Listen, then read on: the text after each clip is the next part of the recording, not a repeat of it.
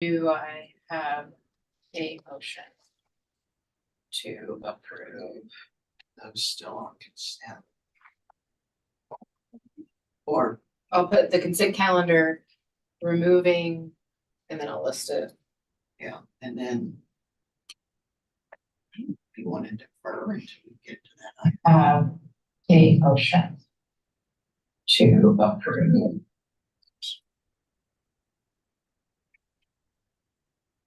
That's cool. Oh, could you, can you turn off, can you mute me on the Zoom so it doesn't stay?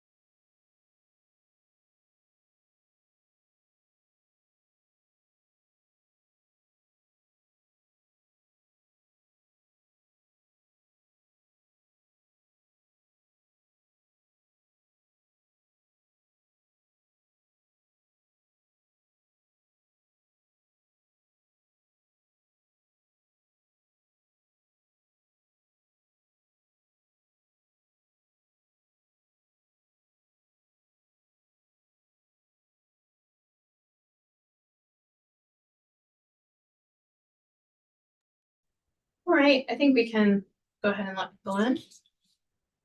Get started.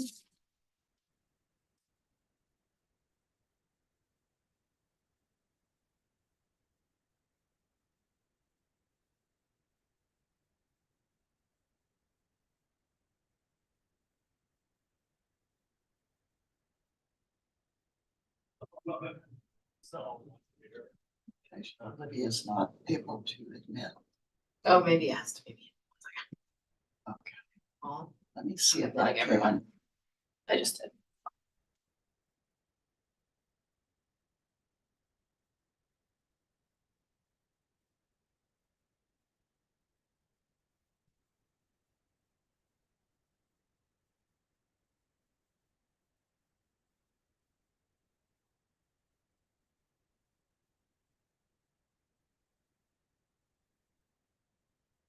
Hi, everyone. We'll give everyone a second to get added.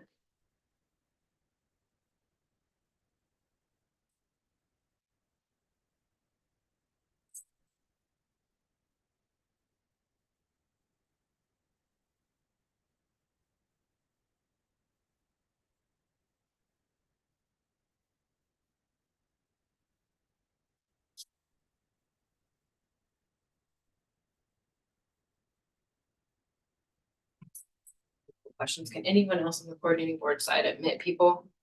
Or is it just me?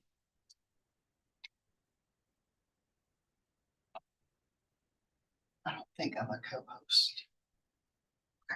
I'll make someone a co-host to.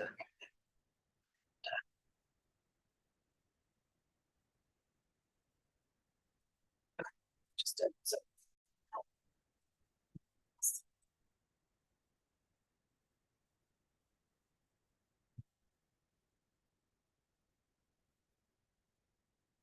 All right, can everyone hear me okay?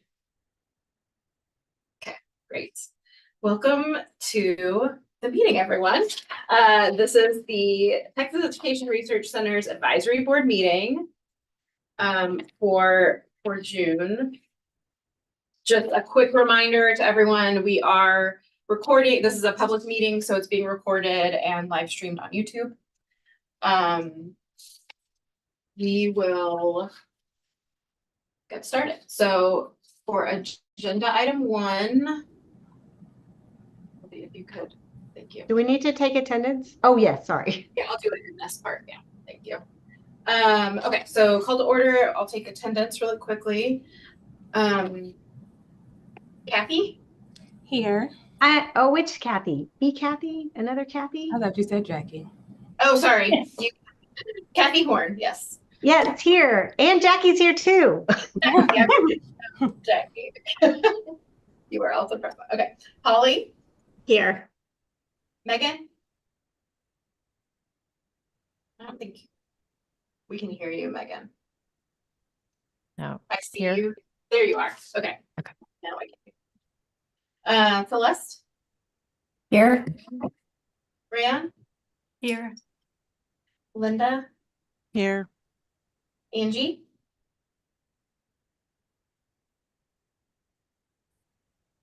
Okay, so Angie's not on. Yeah. And Yuji is not here.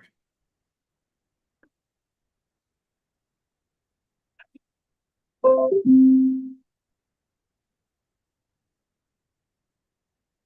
right. Gee, that language. Thank you. I'll look at it. Yeah. All right, moving on to the next item, public testimony. We don't have anyone registered to give public testimony today. Next item, consideration and possible action to approve minutes from the last meeting. Are there any discussion items for this? If not, do I have a motion to approve the I move minutes? to approve. It's Rayon. Do I have a second?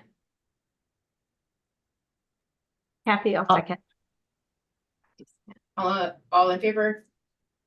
Aye. Aye. Any opposed? Motion passes. Thank you. The next item, this is exciting and new for us. Consideration and possible action to approve the consent calendar. And let me pull up. One moment. Was that in email or in Teams? Email. Email. Hold please, as I mentioned, this is a new piece of our agendas, so I want to make sure I have the right language.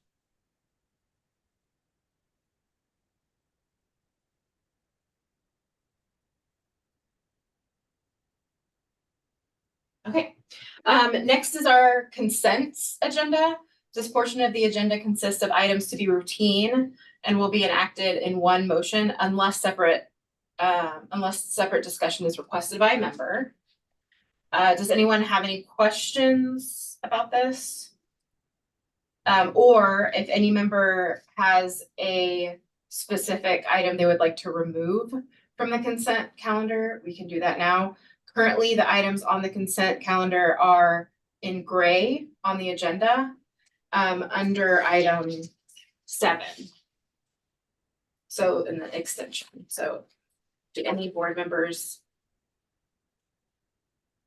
want to pull anything off for discussion?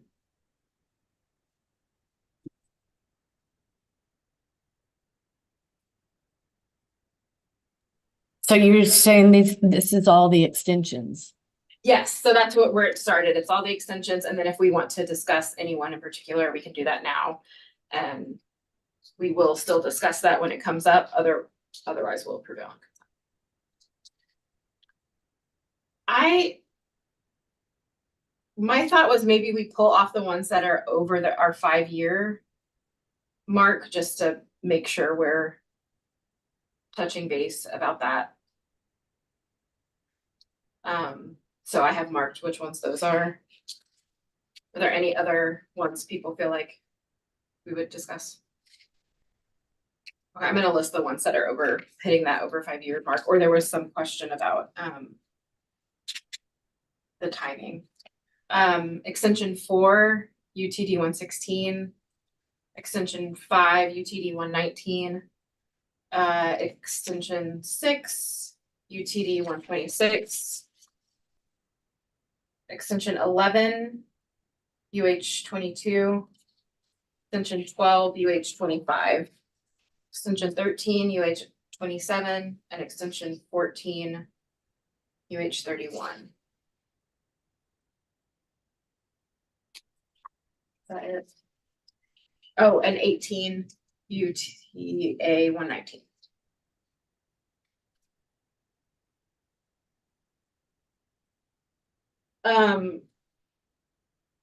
So there's nothing else. Does anyone have a motion that the board approve the consent agenda?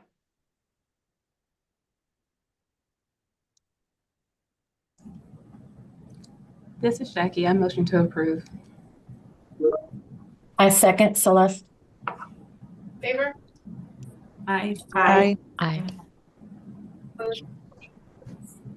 Thank you all very much. Okay, on to item 4, consideration and possible action to approve additional data and amendment requests. So let's get started with these.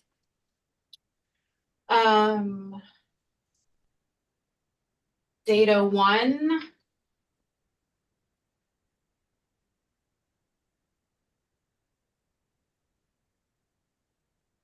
Data 1, UTD 146. Questions or comments about this item?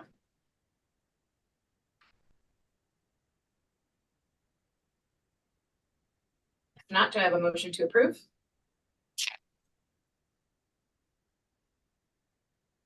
This is Kathy. I move to approve. This is Second. Jackie. I second.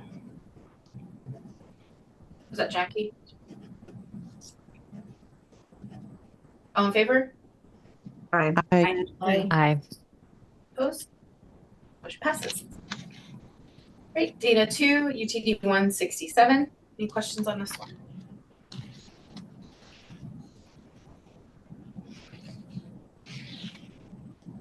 Not to have a motion to approve?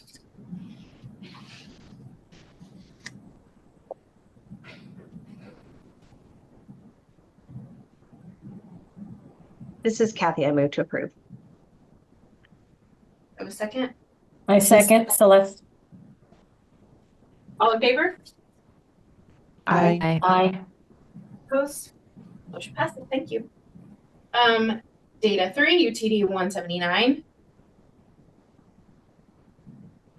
Questions or comments on this one?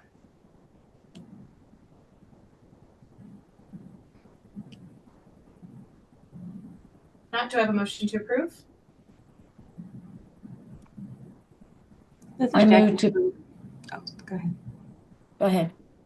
Sorry, this is Jackie. I move to approve. I'll second Celeste. Yeah, all in favor? Aye. Aye. Opposed? Motion passes.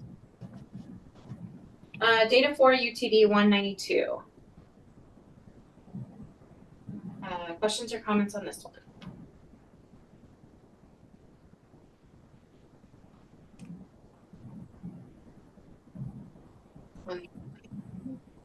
There's some people in the waiting room. If there are no questions or comments, do you have a motion to approve? I move to approve Celeste. A second? A second, Holly. All in favor? Aye. Opposed? Motion passes. Thank you. Data 5, UTD 193. Questions or comments?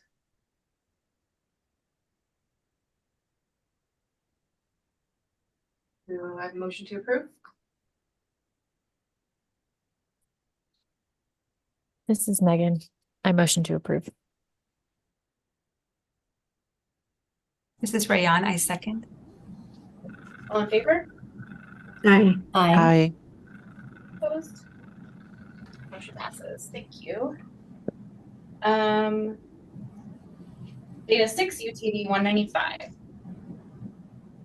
Melissa, there's a researcher on this project that wants to clarify something in this request. Hi everyone, I'm Camila Morales. One of the files, or I forgot to list one of the files in the additional data request. This is for CBM 009. The additional data request includes CTC records and university records, but we would also like to get records from independent institutions, which I did not list. Would it be possible to include that in the request? Yeah, if there's no other questions about it from the board, we can add it in an amendment. Thank you. Was it just the 9? Yeah, just CBM 009 independent institutions. And that would be for the entire number of years that I'm requesting, both the initial request and this amendment, like from 1990 to present for independent institutions. I don't think it existed in 1990, but it could be the earliest. Okay. Yes, thank you. Hey, this is Angie. I'm sorry, I had computer problems earlier, but I finally got my audio and video started. Great, thank you, Angie, for letting us know. Yeah, no problem.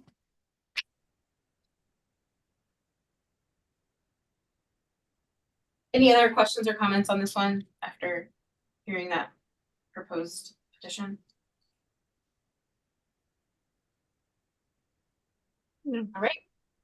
Do I have a motion to approve with the amendment to add the CBM 009 data for independent universities, independent institutions?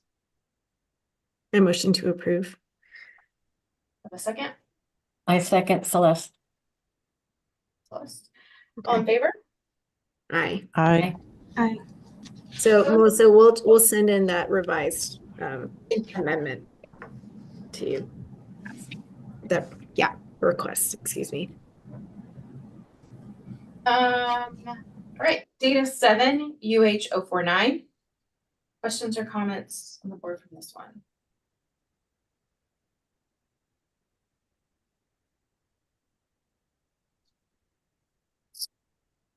I did wonder if we needed to talk about or put what do we put on the through most recent rather than indicating 2023, since I wasn't sure if this project is aiming to keep up with the years of data, or is it complete in 2023, so they will not need data in future years? I don't know if there is a researcher on this call for this project, but I would say through current would be the preference, please.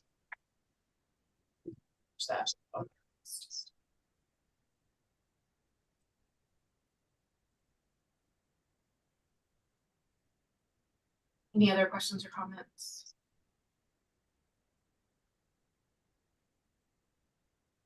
Right, then do I have a motion approved with the amendment to change the end date to current? This is Holly. I motion to approve. Have a second?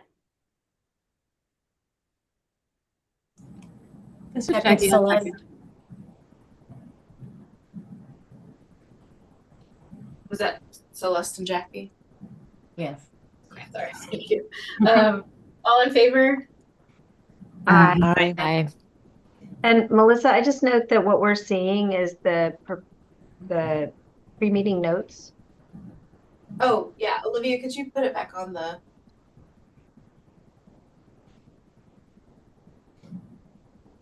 The PowerPoint. Thank you. Did we finish that motion? Okay. All right, data 8, UH 081, examination of academic and early career outcomes. Sorry, I'm not reading the title for all of them, so I'll end it there. Data 8, UH 081. Any questions or comments?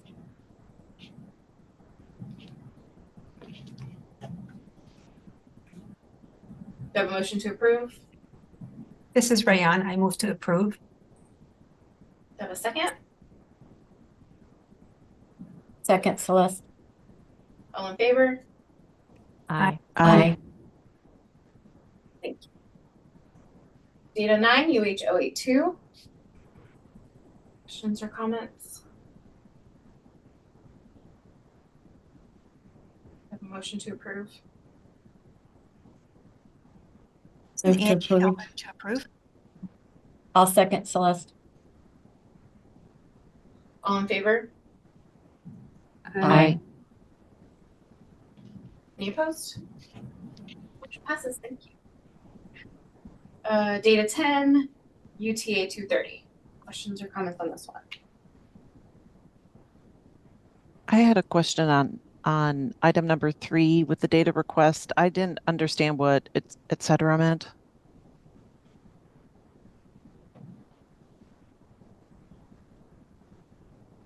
Matt, are you on? Hi, everyone. Can you hear me okay? Yes. Hi. Well, first of all, I have to extend my apologies because I'm traveling and my flight actually got canceled and rescheduled to today. So I'm not quite as available to defend my proposal as normal, but I actually don't remember the et cetera that I included in the amendment request. So I'm not sure at the moment. Let's see, this is data 10.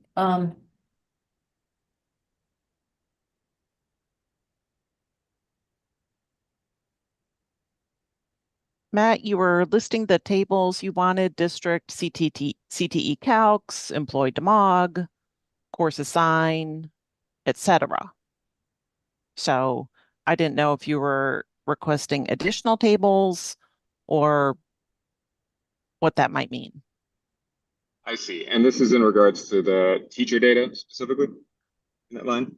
No, this is for the ABC of IDC, and you list district, the district CTE, SBEC, P employee demog, P course assign, and then etc. Okay, I don't think there is any additional tables I was referring to with et cetera. So that was probably just wording that should not have been included. But essentially, we're looking for the data that allows us to link students to individual teachers so we can see how teacher characteristics relate to the likelihood of students earning certifications as well.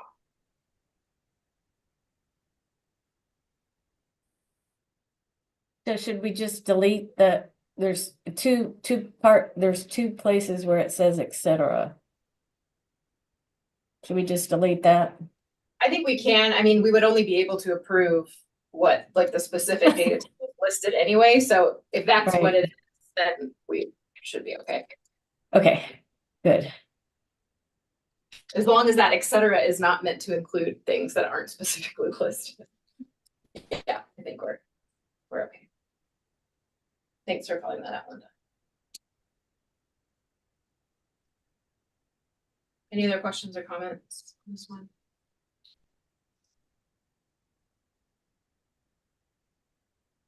Do I have a motion to approve? This is Kathy. I move to approve. Second, Holly. Favor? Aye. Aye. Any opposed? And then data 11 UTA 207. Questions or comments on this one?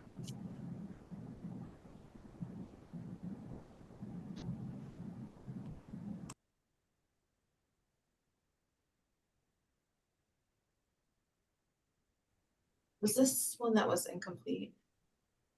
Yeah. It was revised. Oh, that's right. A replacement was sent yesterday. That's right. Yeah, so refer to the revised one. Any questions or comments? on the revised one? Do I have a motion to approve? This is Holly. I motion to approve. I second Celeste. All in favor?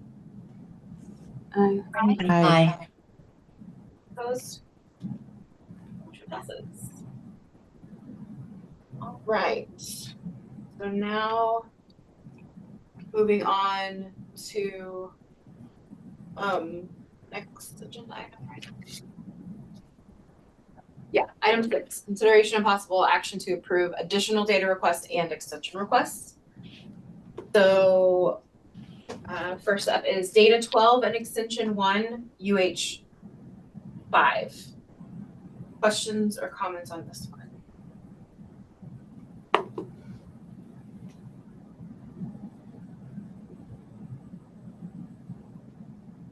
The note on this one that it is extending it to 8 years total. As long as the board feels like it's makes sense. Do I have a motion to approve? This is Jackie. I move to approve. A second? This is Rayon. I second. All in favor? Aye. Aye. Opposed? Motion passes. Thank you. Data 13 and extension 2, UH052. Questions or comments on this one?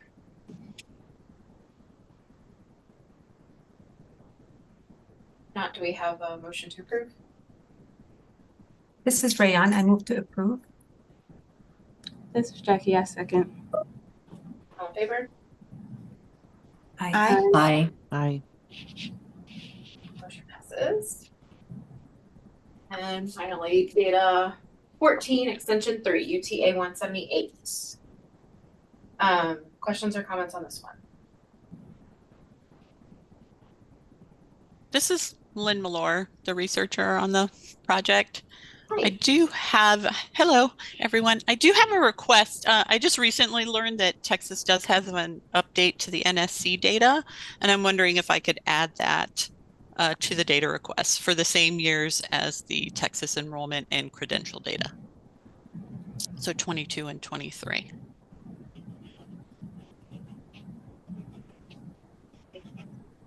The other thing I noted, do you need to get the CVM OC1 as well? For these later years, since it did replace the 001? Yes, thank you. That's still a confusion for me. And then just wanted to confirm, it's just adding 1 month. For the So For the request- extension part. Yeah, the requested end date is now July 22nd, 2024, so just 1 month. No, we actually could not get access until this board meeting, and so I have not been able to get into the ERC since it closed in March. So hopefully this is a 3-month quarter extension.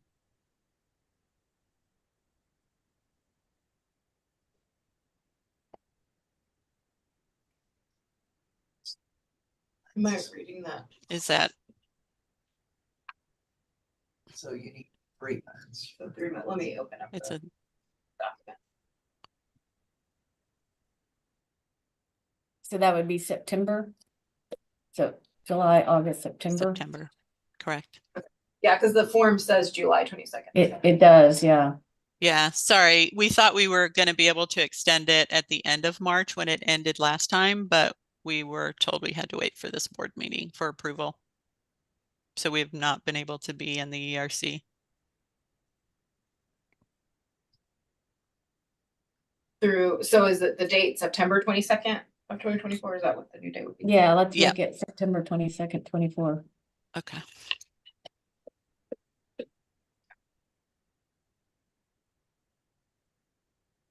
Any other questions or comments from the board considering those updates? Right. Thank Do I you. have a motion to approve with the amendment of the new end date of September 22, 2024, and adding the OC1 and NSC?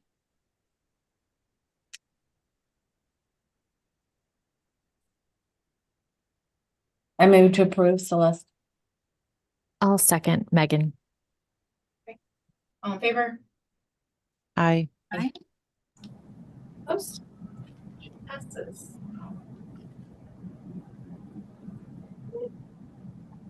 Section 7, consideration of possible action to approve extension requests. So a lot of these were on the consent calendar, so we'll just touch the ones that I mentioned were over 5 years. Extension 4 UTD 116. Just pulled it off because it's 7 years, as long as but if there are no questions or comments from the board, someone can make a motion.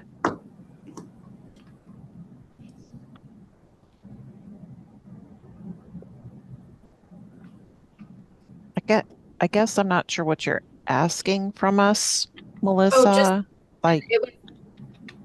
I'm calling off the ones that were over 5 years. The extension makes it over 5 years, which usually we just make a note of in the meeting. So the ones that were not pulled off, we don't even have to talk about. But since this one was mentioned at the top, we'll just need to make a specific motion for it specifically. So are projects supposed to end at 5 years, or are there special circumstances where they can extend longer? Yes, I think that's been our traditional sense is 5 years is around the time when we check in and make sure it makes sense that it can extend, but we have approved projects that go past 5 years when it makes sense. And it tends to be revise and resubmits for journal articles. And I would just say relatedly, if a researcher is trying to bring in supplemental data, that takes quite a bit of time. And so that generally extends past the 5-year mark. I think this is just meant to be another place for that check to happen. Mm-hmm. Because 5 years is traditionally where we expect things to wrap up. And if it goes over, we're just able to take note of it here. Okay. Yeah, do I have a motion to approve extension 4 UTD 116? I motion to approve. Have a second? It's Angie, I'll second. All in favor? Aye. Aye. Mm-hmm. Any opposed? The next one also extension 5 UTD 119. This request brings it to 7 years.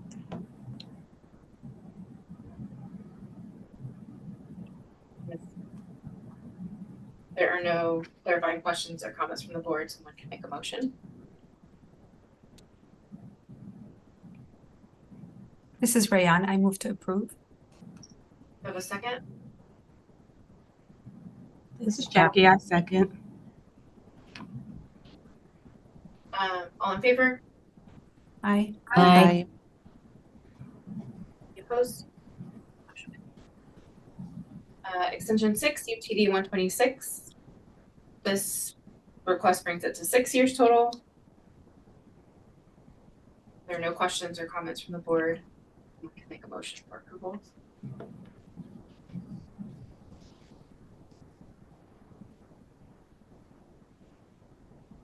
This is Kathy. I move to approve. Second? I second Celeste. All in favor? Aye. Aye. Opposed?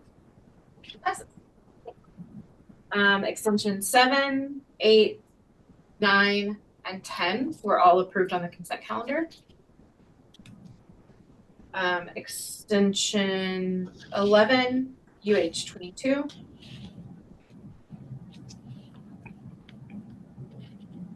This one would bring it to 6 years.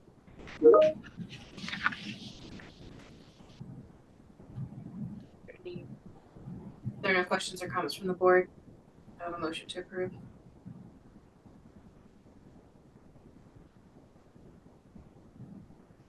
This is Jackie. I move to approve.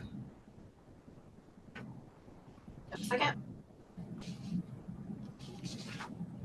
This is Rayan. I second.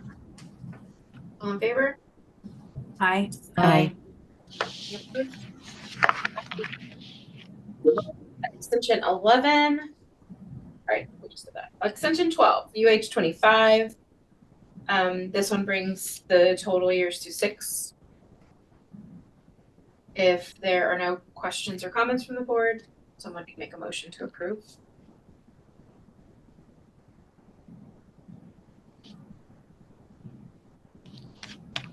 This is Angie. I'll move to approve. Have a second? This is Jackie. I second. All in favor? Aye. Aye. Opposed? Motion passes. Extension 13, UHO 27. This brings the total years to 6. If there are no questions or comments from the board, do I have a motion to approve? This is Rayan. I move to approve. Do I have a second? A second, Holly. All in favor? Aye. Aye. Aye. Any opposed? Motion passes. Extension 14, UH 031. The total on this one would bring it to 7 years. If there are no questions or comments from the board on this, do I have a motion to approve? This is Rayan. I move to approve. Second. This is Megan. I second. All in favor? Aye. Aye. Any opposed? Motion passes. Extension 15 and 16 were approved on consent. Oh, and 17. Extension 18, UTA 119. This would bring the total to 6 years. If there are no questions or comments from the board, do I have a motion to approve? This is Kathy. I move to approve. Have a second?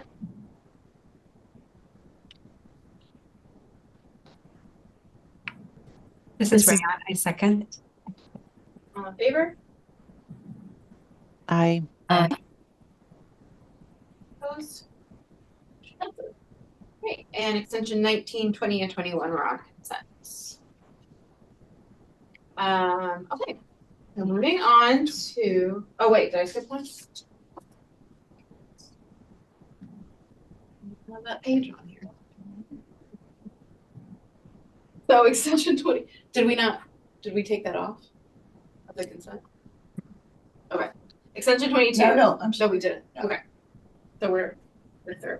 Sorry, yes, this is our first time trying out this consent calendar, so thank you for your patience as we work through it. All right, so item 8, consideration of possible action to approve new research projects.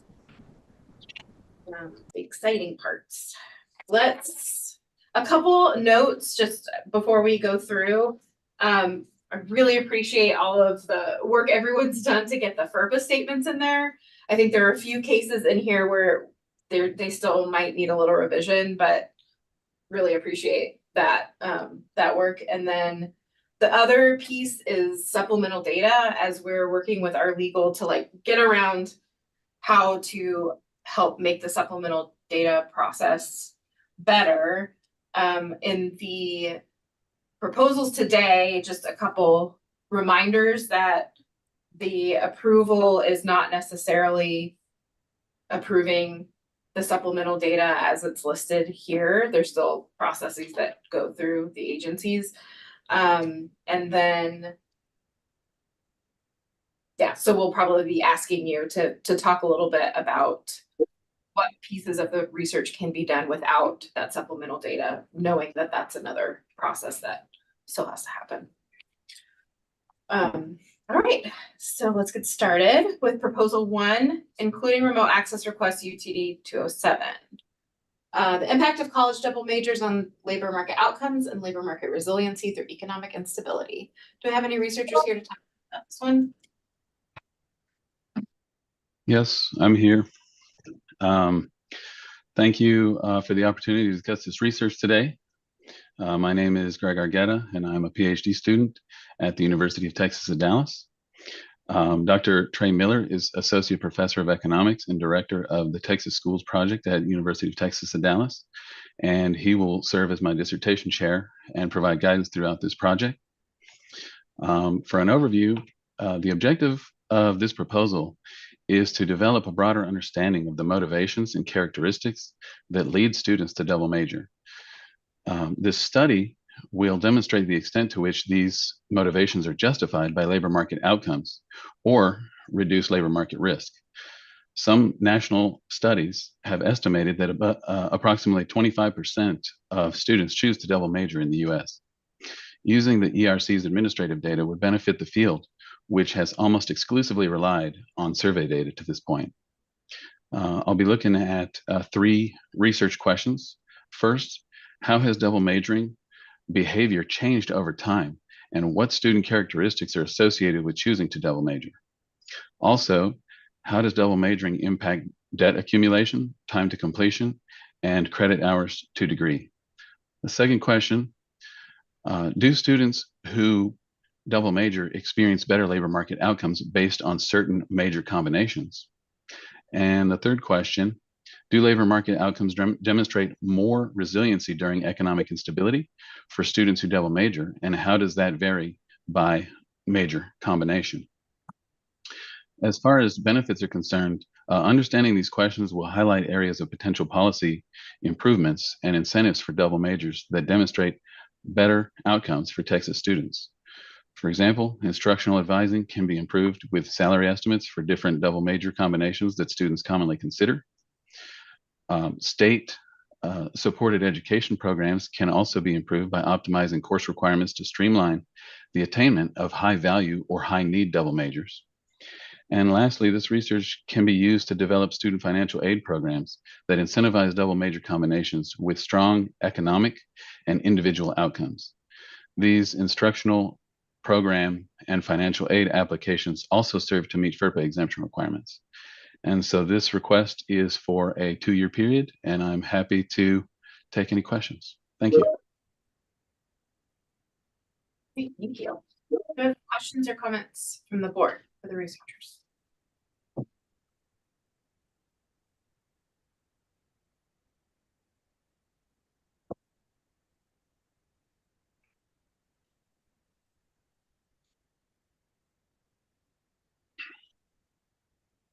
Or any, do I have a motion to approve? I move to approve, Celeste.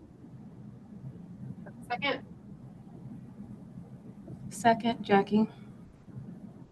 All in favor? Aye. Aye. Opposed?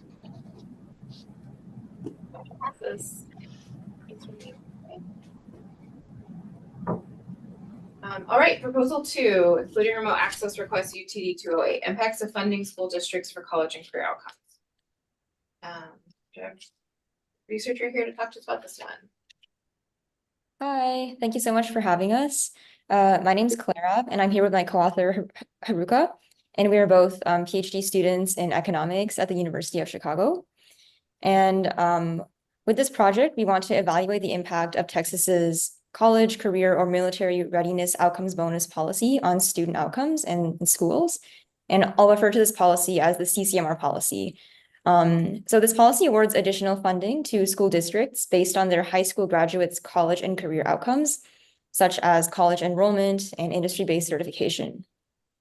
It's important to study this policy because the most effective way to incentivize schools remains an open question. So although test-based accountability systems have been widely used in the US for the past 20 plus years, incentives for college and career-related outcomes are newer, and there has been little work done on these types of policies.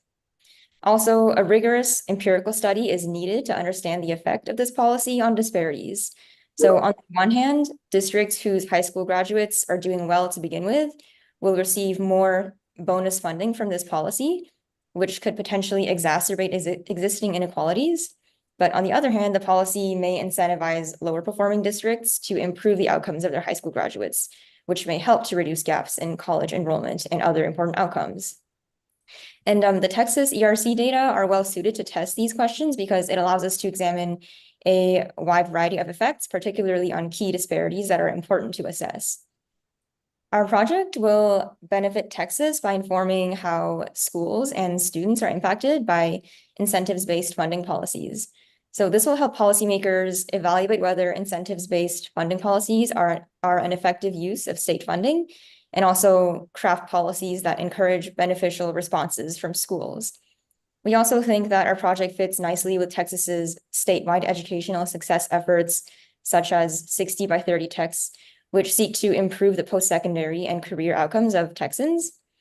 So what happens in high school matters for these outcomes, and our project will help to inform policymakers about which tools are effective at making high schools conducive to college and career success. Yeah, so that's it, and we're happy to take any questions. Thank you. Great, thank you. Questions or comments from the board for the researcher?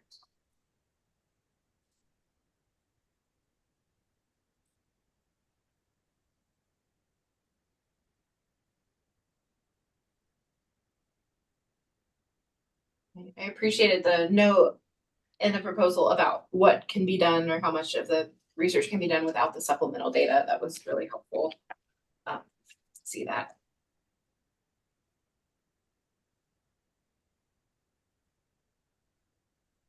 There are no other questions or comments. I have a motion to approve. This is Jackie. I move to approve. Second. This is Angie, I'll second. All in favor? Aye. Aye. Opposed? Motion passes. Thank you. Right, proposal 3, including remote access requests, UTD 209. Economic outcomes of community college students in Texas. Have anyone here to talk about this one? Hi, good afternoon. Can Hi. you hear me okay? Yes. My name is David Mahan, founding executive director of the Research Institute at Dallas College. I'm joined by Mr. Navi Dhaliwal, our economic analyst, also from the Research Institute, and he is also a fellow at their Strategic Data Project at the Center for Education Policy Research at Harvard University. We represent a team of higher ed researchers based at Dallas College with previous experience studying student outcomes, including Texas ERC environment in the Texas TRC environment at UT Dallas alongside our TSP partners. So our project is economic outcomes of community college students in Texas. As you know, community colleges play a crucial role in Texas's higher education landscape, serving a diverse population of students, including part-timers, adult learners, and those pursuing transfer pathways.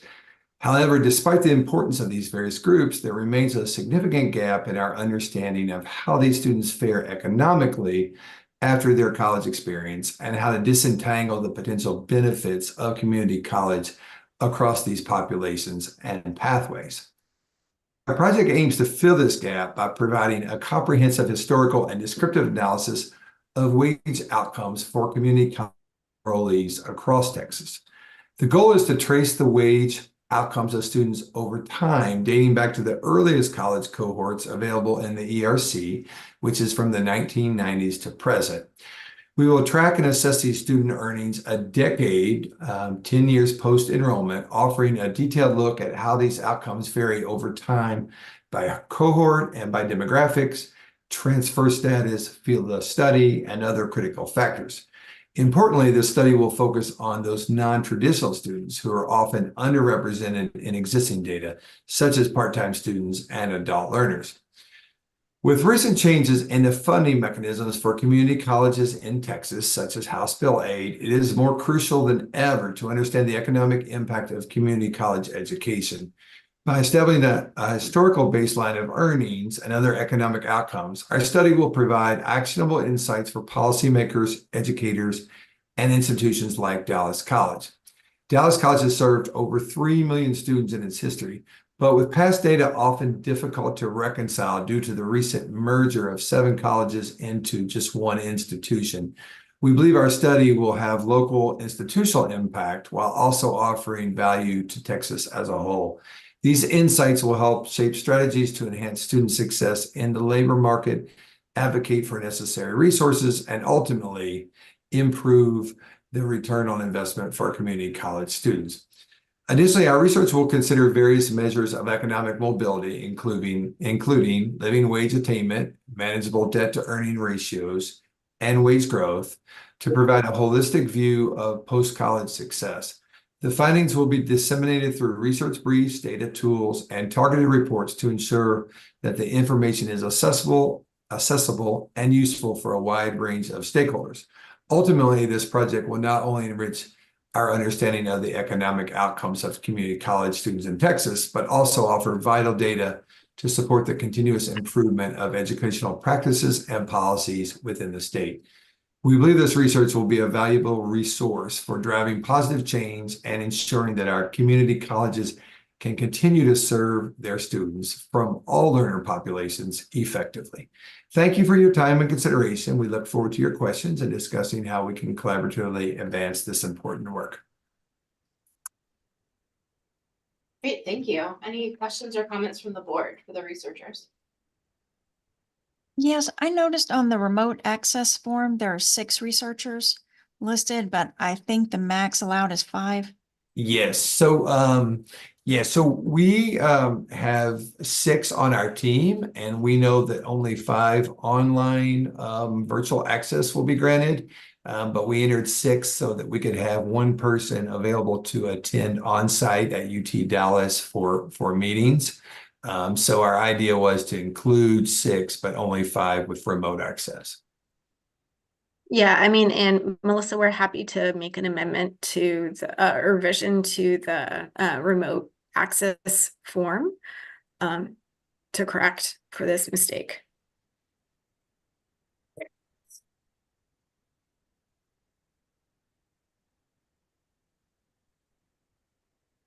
The other thing wanted to talk about was the FERPA statement. Mm-hmm.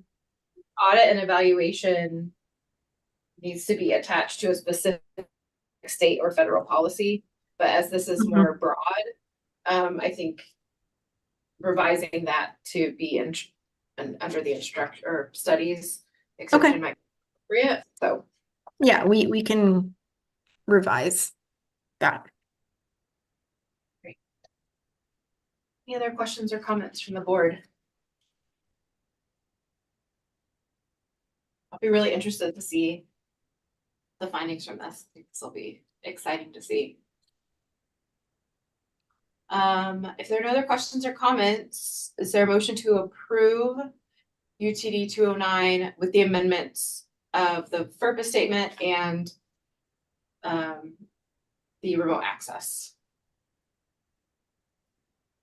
I move to approve with those amendments, adjustments.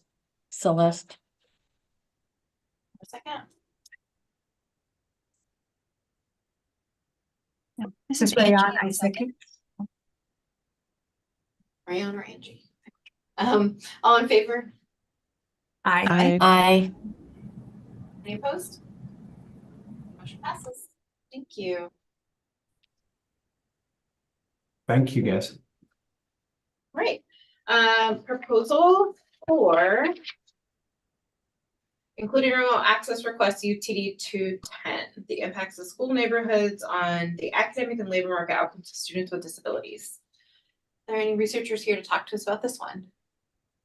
Hi, good afternoon. My name is Pyong Kim. I'm a PhD student in public policy at UT Dallas. Thank you for giving me this opportunity to share my research plan.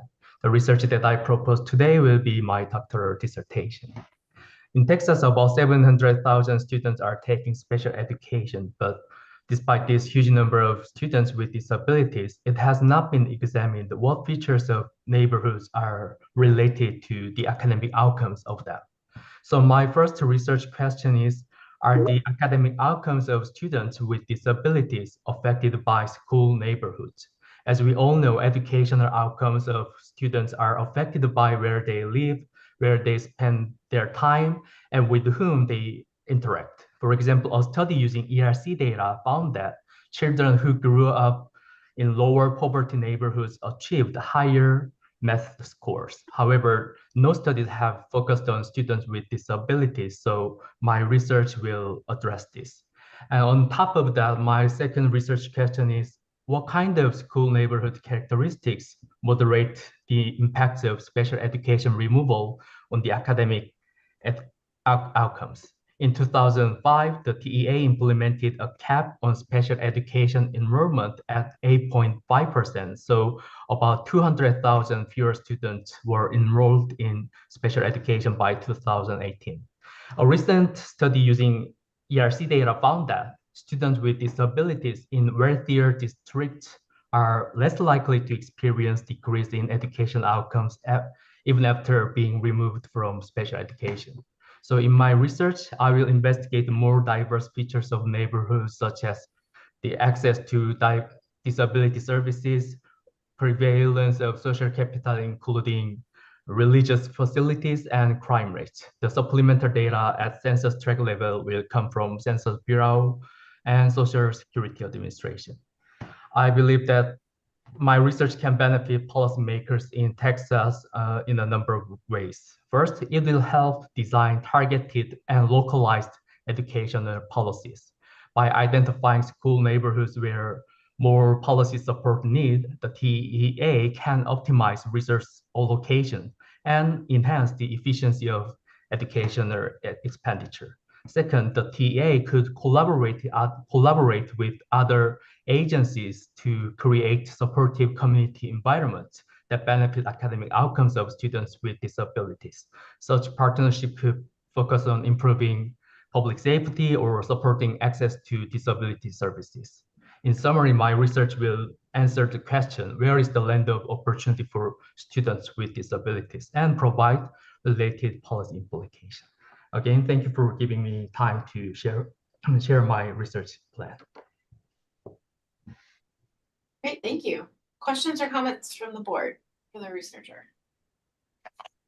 Yes, I don't think you specifically asked for county data from the wage files, but you did mention you wanted to link geospatial data with labor outcomes. I just wanted to make sure you don't use any of the geographic data from the wage files because it's not accurate. Oh, okay, I will revise that. Thank you.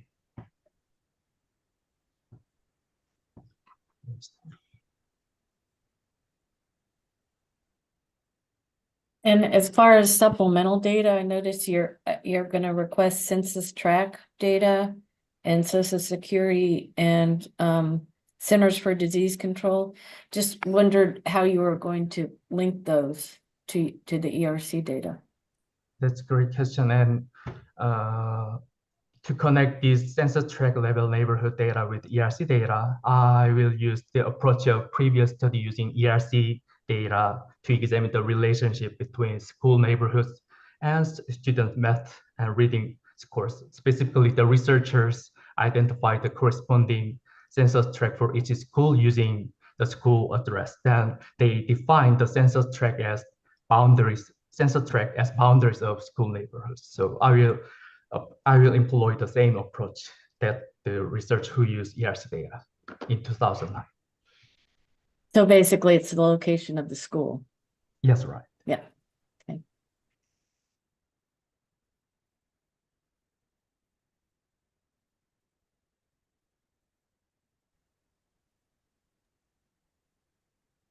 Any other questions or comments from the board?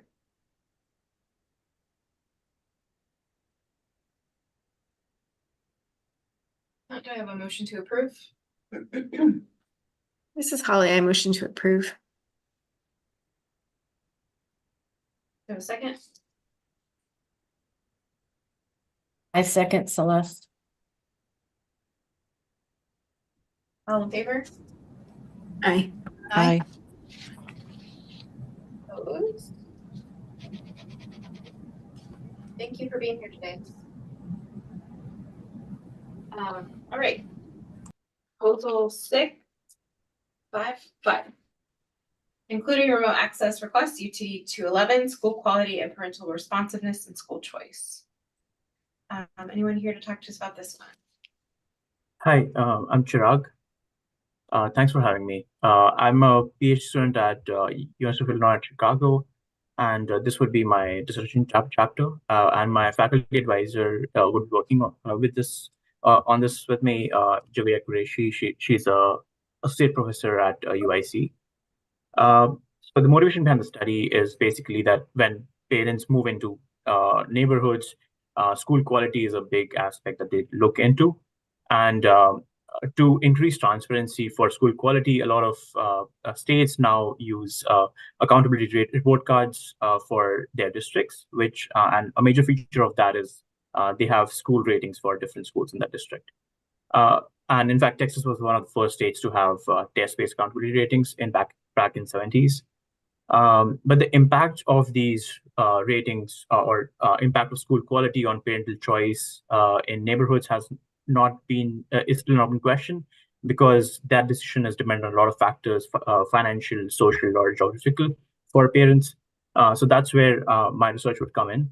And the broad question that I would be looking into is, how do changes in school ratings affect parental decision to for move into a neighborhood or and student mobility across different districts? More specifically, we would also like to look at are there differences in responses across different income or racial groups? For example, do low-income families respond differently compared to high-income families, and so on. Another question that I would also be interested in is a recent study using the ERC data found that these ratings are mostly driven by the lowest performing group in schools.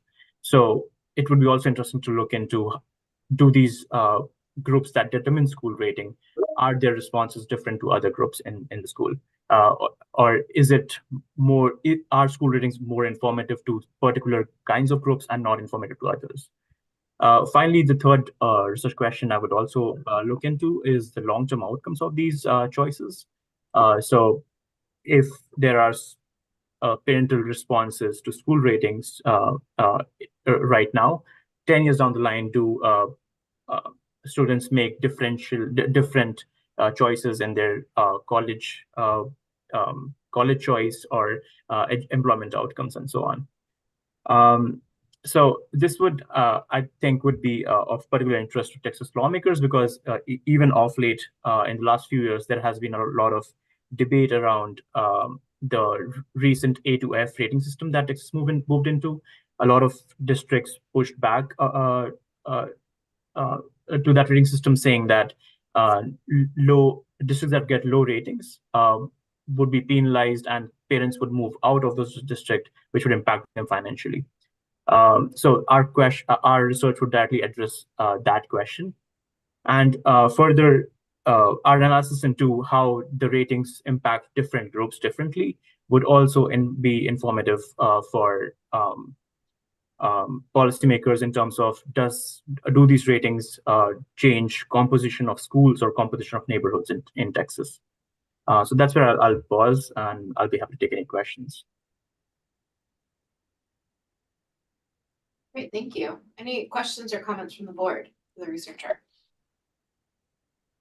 I didn't see a specific purpose statement. There was a benefit to Texas segment. I'm not sure if that's enough. Yeah, I think that will need to be added. Okay.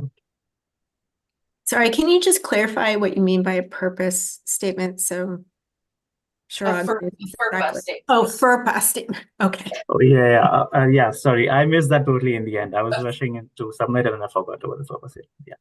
Okay, thank you.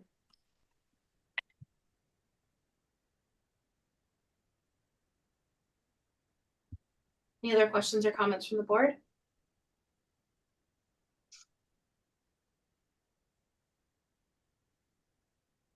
If there aren't any, do I have a motion to approve UTD 211 with remote access with the amendment of the addition of a FERPA statement? Angie, I'll move to approve. Second. And this is Megan. I'll second. All in favor? Aye. Aye. Aye. Any opposed? Motion passes. Thanks for being here. All right, proposal 6, including remote access, request UH86, school funding and students' short and long-term outcomes, and examination of Texas school finance reform. Anyone here to talk to us about this one? Yeah, hi, this is Greg Phelan. I'm an assistant professor of economics at Kennesaw State. I'm also, some of my co-authors, John Thompson and Earl Asker, also here at Kennesaw State, are on the call, along with Caitlin Heath, who's an assistant professor of public policy at the University of Houston as well. So with this project, what we're really interested in is understanding how short and long-term student outcomes are related not just to the sort of overall levels of funding at schools and districts, but also what those schools and districts decide to spend their resources on. So the first issue is, of the overall level of funding has been studied quite a bit in a lot of different settings.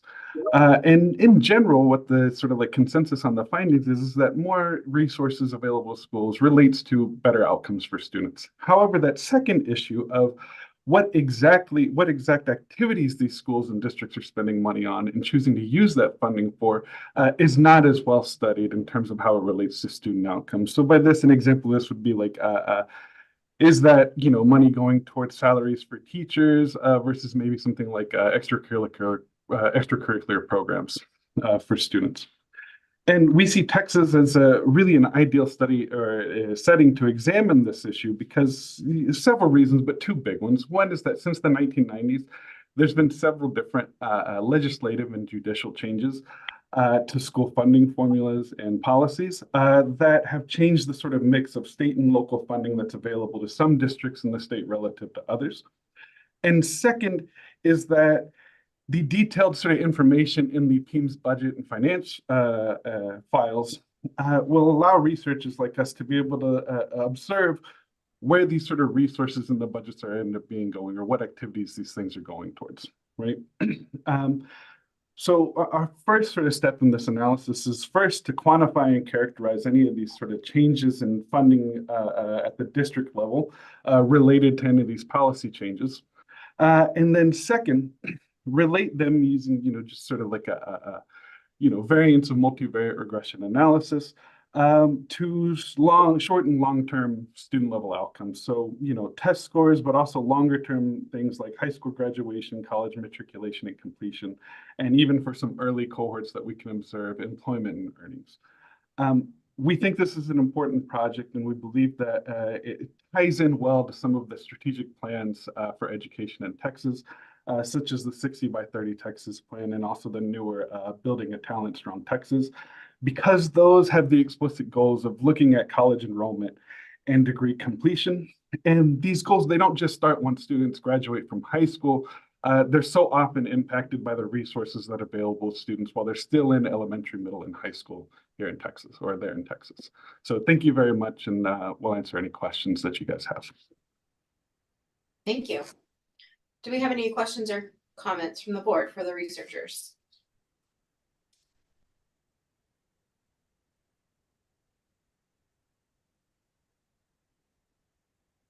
My only comment was maybe the addition of CBM OC1 and OCS. Yeah, I agree. That's probably helpful. Thank you. That's a very good suggestion. I guess we omitted those on accident.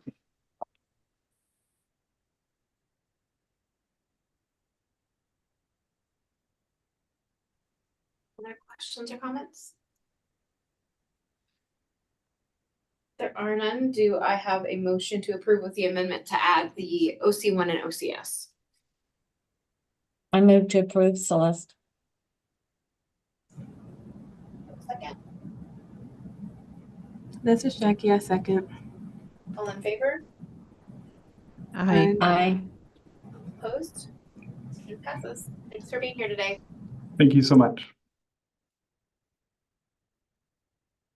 Right, proposal 7, including remote access request UH 87, course content, instructor characteristics, and student outcomes in community colleges. Do we have any researchers here to talk to us about this one? Yep. Hi, everyone. Can you hear me okay? Yes. Okay. So my name is Jungren, and I'm currently a postdoc at the economics department at Yale. This project is joint with Barbara Biasi and Song Ma, who are both professors at the Yale School of Management. So the goal of this project is to investigate how instructor characteristics and course content in community colleges impact students' education and career outcomes. While the impacts of teachers on students have been studied extensively in primary and secondary education, very few studies so far have looked at impacts of teachers and course content in higher education, and even fewer examines this in the community college context. So as far as we know, this project will be the first attempt to quantify course content at a large scale for community colleges. Specifically, we aim to answer the following 4 research questions. The first one is, what are the main characteristics of community college instructors in terms of their highest level of education, their full-time status, tenure, and so on and so forth, and how do these characteristics compare to four-year college instructors? And the second research question is, are these characteristics correlated with community college student success? And the third question is related to the course content, and ask what are the main skills and knowledge that community college courses teach, and whether these skill contents are different from four-year college courses. And finally, the fourth question is whether differences in course content affect community college student outcomes. So for example, we investigate whether community college students might have better outcomes if they were exposed to courses that are more similar in content to four-year college courses. So I won't go into too much detail on the research method, but I wanted to quickly discuss the measurement of course content because that's one of the key parts of this project. The measurement, so thanks to the Texas House Bill 2504, I believe, we were able to collect recent syllabi of almost all Texas public community colleges. And for about a quarter of these colleges, we were able to collect syllabi from before 2015. And the data that we have collected will be sufficient for the purpose of our study.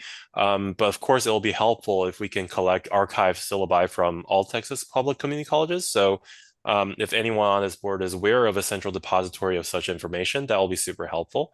And so we are now in the process of quantifying the massive syllabi data set that we've already collected with using natural language processing techniques that builds on previous works of my co-authors. And once that is complete, we will match this into the Texas data set through course numbers and section numbers that's available in the CBM 00S files. Now, in terms of the project's benefit to education in the state of Texas, this project will help shed light on the two main inputs for teaching, course content and who is teaching it, which is instructor characteristics. We'll examine what type of course content and instructors work best for community college students. And so the learnings from this project will help policymakers pinpoint areas of teaching that should be prioritized when it comes to investing in community college teaching. In addition, this project will help quantify the difference in course contents and instructor characteristics between community college and four-year colleges in the state of Texas. And this information will help policymakers understand whether there are any major gaps in instruction. And a particular example for this would be for Texas core curriculum courses. Given that these courses are mandated to be transferable, it is of interest to understand whether the core curriculum courses are actually taught at the same level between different institutions. So I'll conclude my quick introduction of the proposal here, and I look forward to any questions or comments the board might have for us. Thanks. Thank you. Any questions or comments from the board? Project. I just wanted to point out that Dr. Biase has a project with us, and we've had there's been issues on whether that syllabi data can be added. That was the only comment I was going to make. Yeah, so we will essentially just match it in with the course number and the section number that's in the CBM 003. So unless there's other nuances that I'm not aware of, I think that shouldn't be an issue.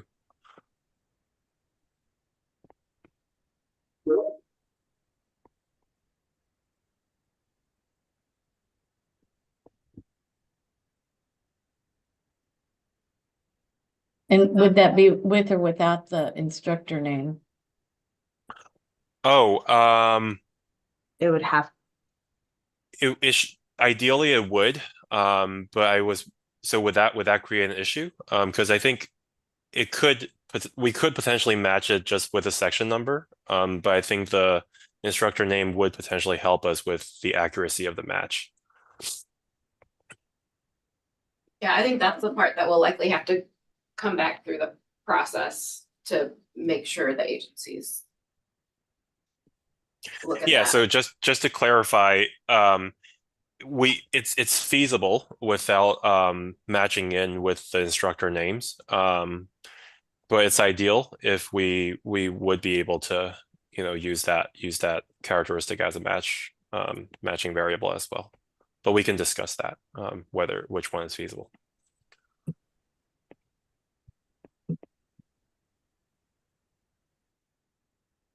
Any other questions or comments? Or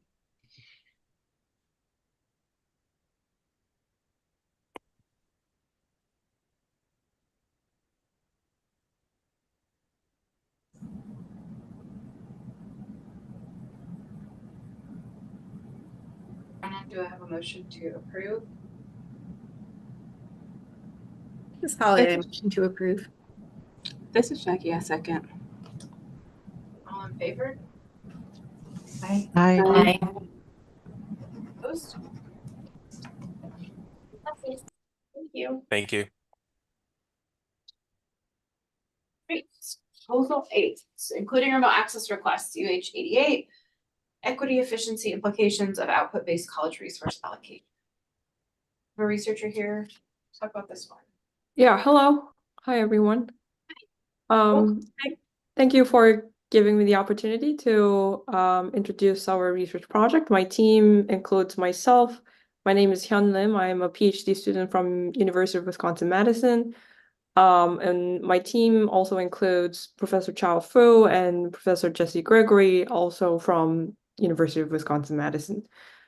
So to give some overview of our research idea, recently some state governments, including Texas, have adopted a funding allocation rule for community colleges that tie their students' educational outcomes to the amount of funding that they will receive.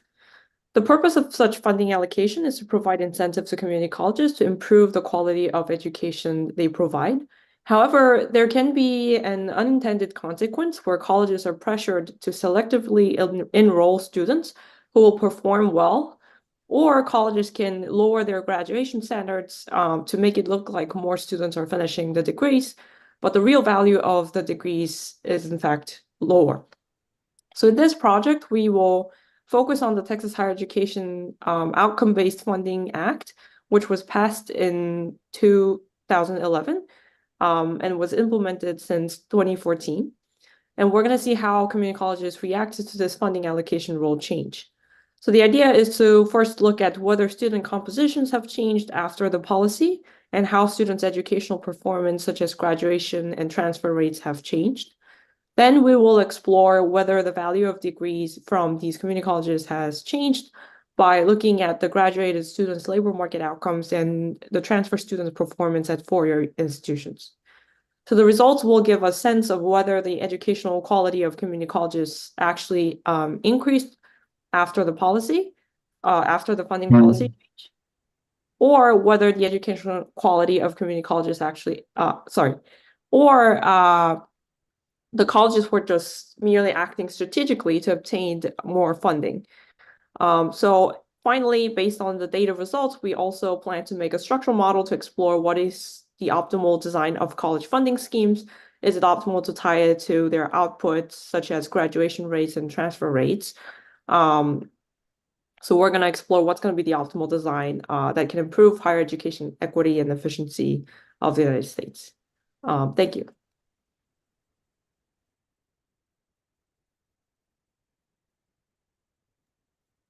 You. Any questions or comments from the board for the researcher?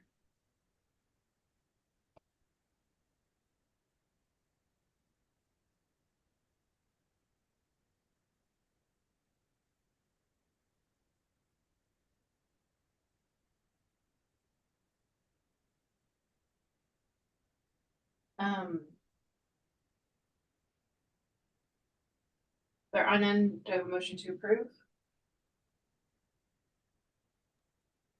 This is Rayan. I move to approve. Second. This is Angie. I'll second. All in favor?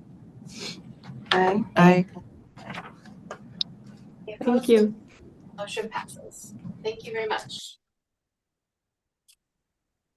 All right, proposal 9, including remote access requests, UH89, assessment methods and achievement gaps, implications on test performance for students from marginalized communities. Have anyone here to talk about this one? Hi, everyone. Can you hear me okay? Yes. Okay. So my name is Michael Matta. I'm an assistant professor at the University of Houston in the school psychology program. And this project is about the evaluation of whether test scores, and in this case, particularly the STAR scores, reflect the student's level of specific academic domains. In other words, the STAR math test, when we have that score, does that score reflect students' true abilities in math or for writing and reading? We know that when a test generates a score, that score is influenced by a number of factors. And these factors can be related to the methodology used to generate that score. Some examples are the response format. So whether students are asked to write an essay versus select an option among multiple choice in a multiple choice questions. Another factor might be whether a student is asked to write on a keyboard versus handwrite. Another factor might be the scoring approach, whether a writing sample is evaluated by human rater versus an automated scoring approach. So all of these are factors that I called methods factors that can potentially influence the generation of the score and might introduce extraneous factors in the evaluation, the assessment of the student's performance. And in particular for the response format, this is even more relevant because with the House Bill 3906 recently, it's no longer we don't longer have just essays versus multiple choice questions, but we now have a variety of multiple response formats. And my goal is to evaluate whether different response formats would have a differential effects on the generation of test scores. So my goal, or the three main research questions are whether we can separate these methods factors from the true scores that reflect accurately students' performance, and whether these methods factors introduce biases against students from specific with specific backgrounds, such as linguistic, racial, and ethnic groups, or students from social economic backgrounds. And finally, whether after removing these factors from the test scores, we can improve the accuracy of the predictions of future students' performance, and whether we can minimize the group differences and potentially show that at least a portion of the achievement gaps between groups of students might be influenced by methods factors. So in other words, being an artifact. I believe that this project will be greatly beneficial to the state of Texas, as the redesigned version of the STAR has just been introduced. And so by showing the role, the effect of methods factors on scores, this research, the outcome of this research might be used as a roadmap to refine and update future versions of the test. And this is just in a few words, the project, but I'm happy to take any questions that the board might have for me. Thank you. Do we have questions or comments from the board to the researcher?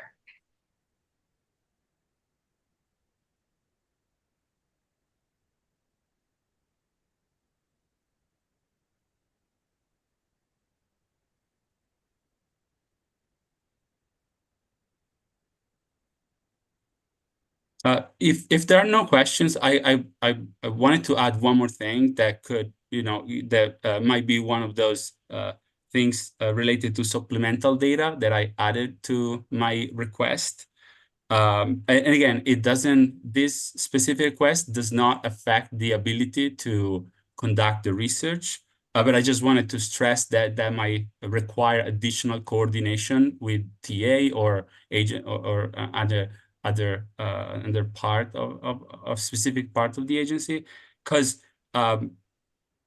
one piece of data that I'd like to have access to would be the actual writing samples produced in within the STAR test.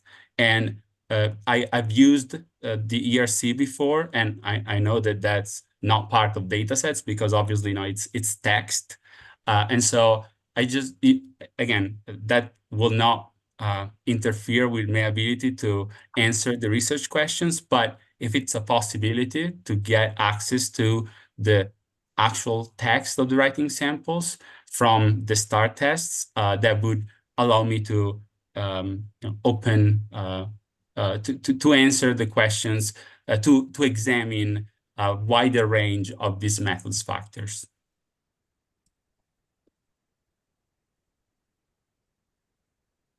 Thank you for that. The one thing I was thinking as far as data that might want to be added is either like P-enroll demog or P-attend demog, because that would give you, it says you're interested in race, SES, ELL status, and SPED status. That's correct, yes. So I'm just saying that that might be one file that should be added to your data request.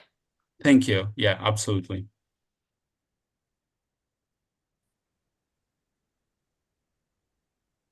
Thank you, and thanks for clarifying that, that the research questions can still be answered without that request, because that request will still have to go through. Absolutely, yes. Any other questions or comments on the board? If there are none, do I have a motion to approve?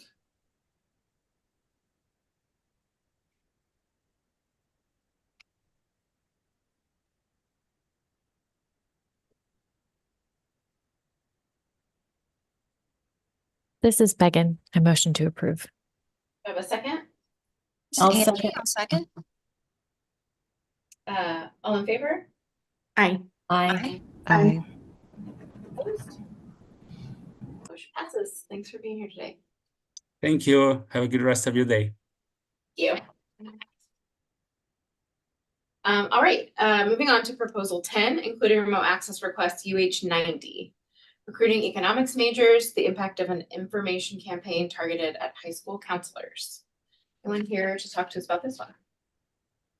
Hi everybody. My name is Daniela Serra. I'm an associate professor at Texas A&M Department of Economics, and today with me there is also Kennedy Johnson, which is a second-year PhD student, and this project is also joined with my colleague Jonathan Meir.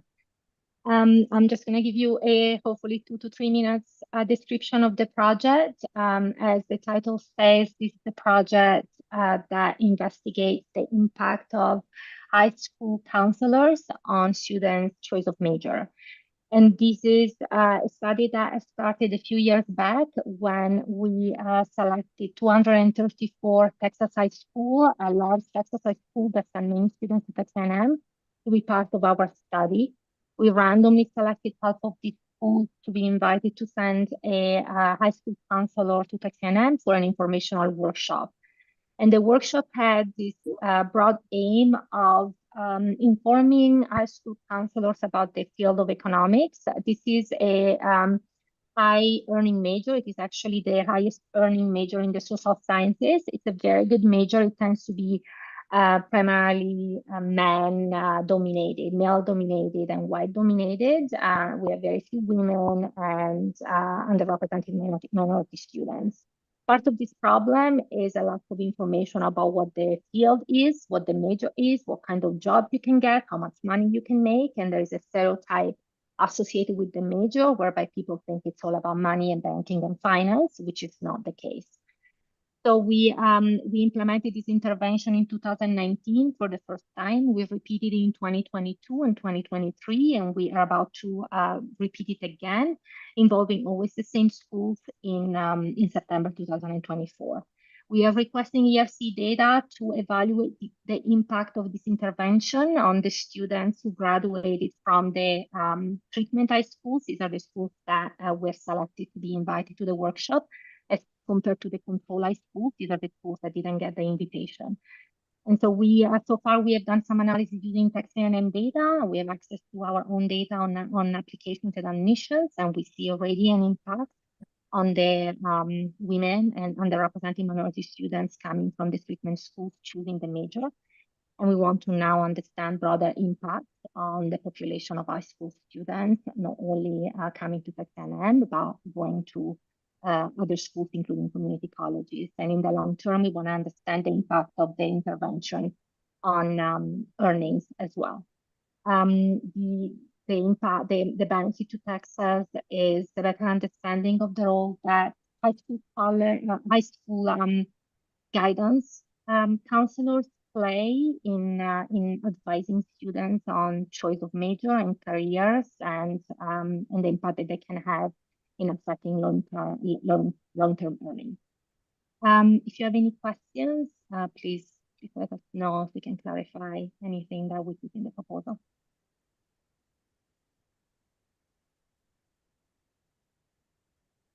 Thank you. Questions or comments from the board for the researcher?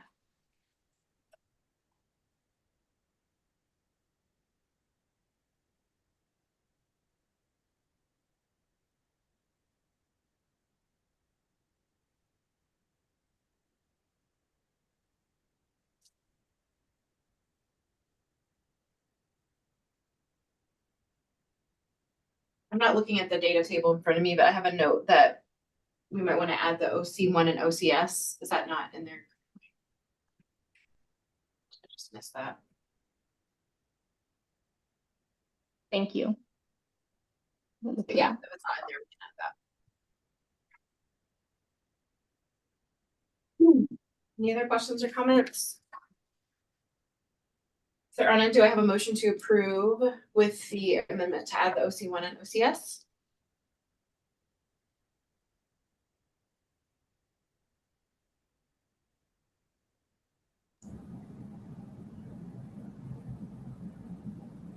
This is Jackie. I move to approve. Do you have a second? I'll second Celeste. All in favor? Aye. Opposed? Motion passes. Thanks for being here Thank today. you.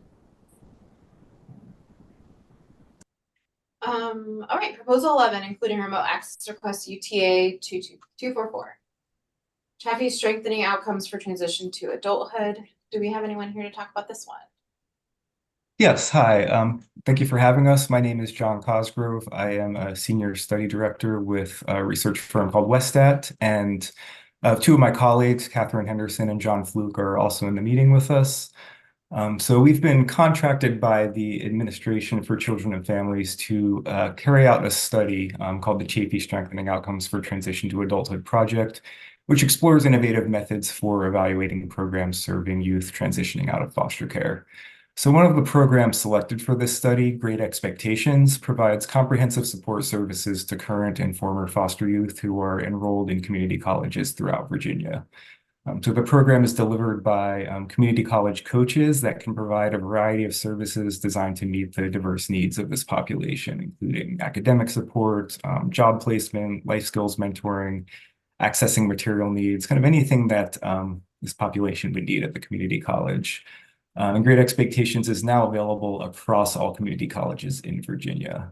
So this program was selected for the project because youth who age out of foster care tend to experience worse outcomes in educational attainment and related outcomes like employment and financial stability as compared to students who don't have foster care history.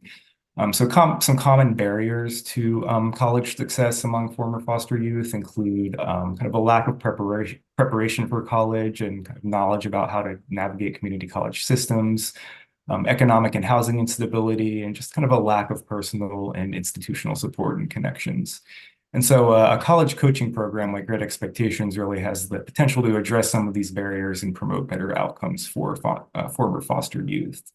Although a rigorous evaluation of the program has not yet been conducted. So for our evaluation, we plan to test the impact of Great Expectations on educational outcomes like persistence in enrollment across semesters, credits earned, attaining a degree or certification, and transferring to a four-year college, as well as student employment during college enrollment. So to conduct this evaluation, we'll be using Virginia Community College administrative data linked with Virginia Social Services administrative data to examine the effects of Great Expectations on these outcomes among community colleges within Virginia who have former foster care placement history. And then we're also planning to test the effects of Great Expectations outside Virginia by looking at these outcomes, educational employment outcomes across Virginia and contrasting them with other states, kind of focusing on changes that occur after Great Expectations was implemented in Virginia, kind of get a program effect within Virginia compared to other states. And so this is where the Texas ERC data would really enhance our study. One of the biggest challenges with getting comparable data from other states is getting data on these educational and employment outcomes for community college students with former foster care history. So it's kind of a small share of the total student population, and getting these outcomes measured just for this subsample as the point of comparison has been the challenge. But because the Texas ERC data has community college data and former child welfare data linked, that'll allow us to kind of come up with this subsample and get a comparable group.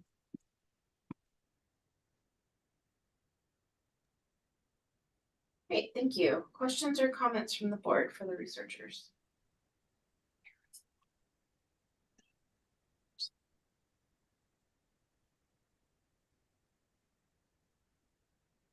I had a quick question, something you just said made me think. So you mentioned ideally the goal is to compare in the Texas data, use information on whether the student was former foster youth and their outcomes, because I don't think we have that in our ERC data.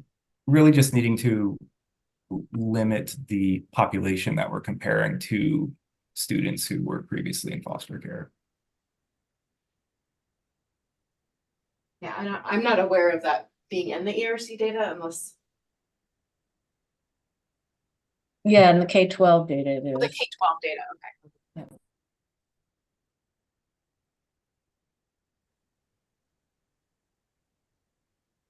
I also wondered if you could talk a little bit more about the benefit to Texas, because I mean, as you're talking, it does kind of sound like it was picked just because we have the ERC, but because we don't have this program that you're evaluating, mostly, it's unclear how the results could be used for use in the state.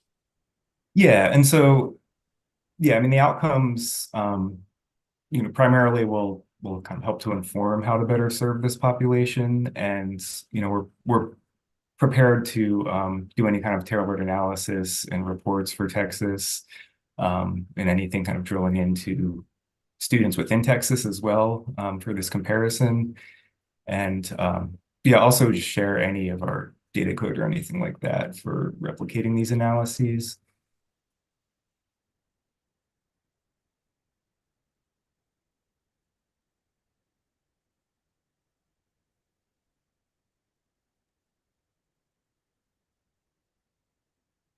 Any other thoughts from the board?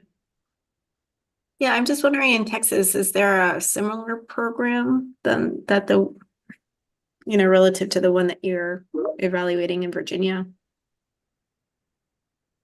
Not that we're aware of, something that we can find publicly available information about. Okay. So would Texas serve almost like a control group? It would be a point of contrast. The method that we're planning on using is called the synthetic control design. And so we're trying to get some data from multiple states, because really no single state is going to be directly comparable to Virginia. But if we can get data in at least a few different states and then combine them and weight them based on these educational and employment outcomes that we're interested in across a baseline time point before the Great Expectations was implemented in Virginia, and then kind of see how that splits after Great Expectations was implemented.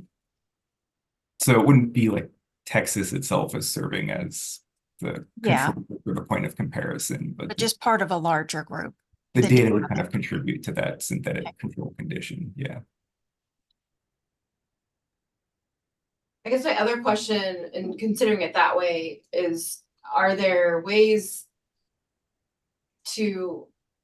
that we could give information to help serve as a control group without being given access to the actual student level data? Because I'm just wondering if ultimately what you will have to do is produce something aggregate to take out of the ERC to put in a model for comparison. And in that case, would it be better suited to work with the state agency to do that rather than providing millions of records of student information?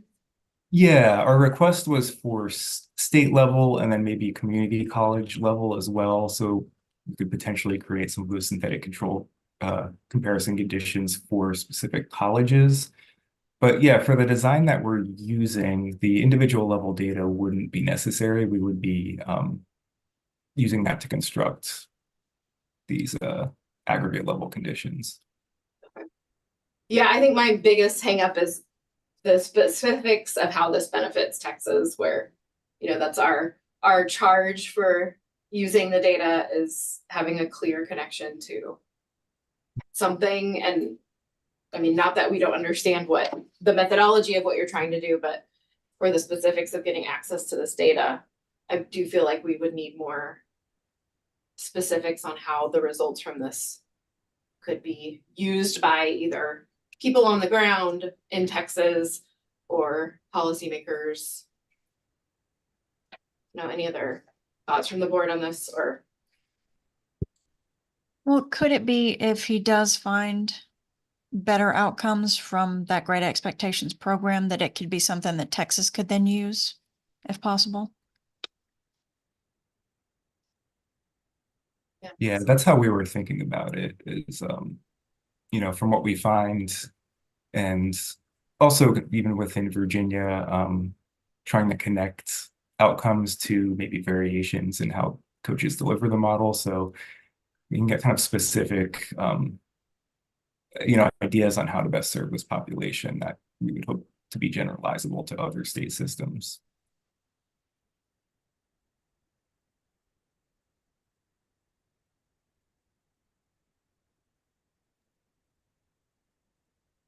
okay, well, I mean, my thought is it needs a stronger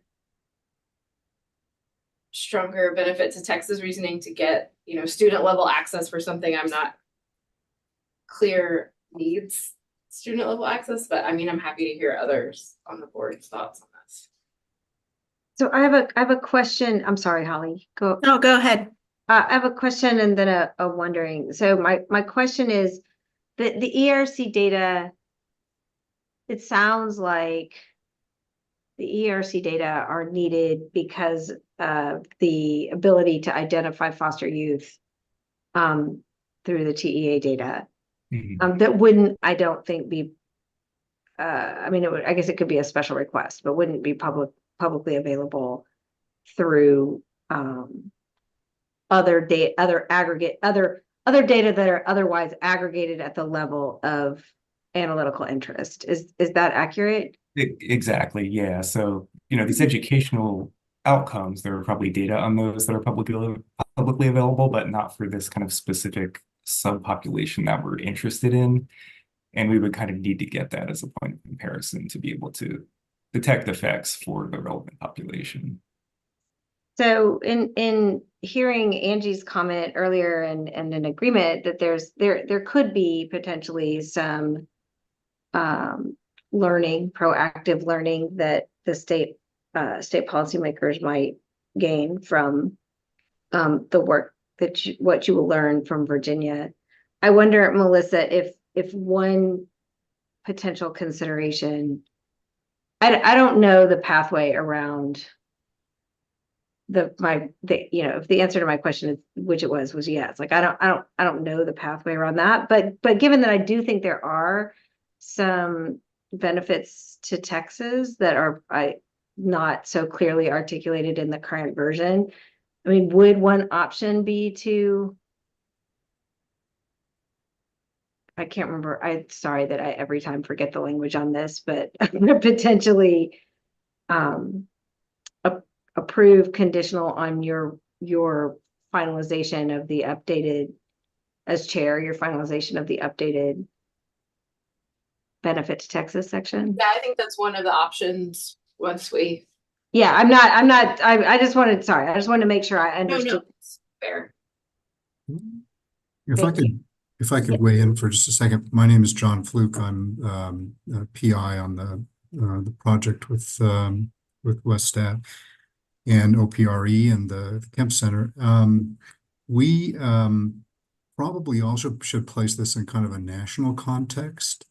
The Chafee project is a national funding program for youth transitioning from care. And one of the primary federal interests is in promoting programs that can actually improve access for transitioning youth to services that can help them be more successful as adults. And in this particular framework, every state has access to funding to support children who have been in care with attaining post-secondary educational outcomes. And it has potentially significant implications for program development and funding for all states, including the state of Texas, in as much as, this is a national program. So I just wanted to place that context into this discussion as well. I appreciate that. I think that's helpful to know. Yeah, and I kind of want to build on Angie's and Kathy's point. I think just because the researchers are evaluating a project in Virginia doesn't mean it does not have implications for how Texas supports foster youth. But I do wonder if, to your point, Melissa, if the researchers can maybe provide more information about how foster youth are supported in Texas currently, and how results from this particular evaluation can shape how those supports are implemented on the ground. Are there things that this research could, improve in the implementation, or the kinds of supports that foster youth receive in Texas? I'm just wondering if, to your point, if that benefits to Texas section could draw or report out that information, so there's a closer linkage between, this evaluation and its impact on foster youth in Texas.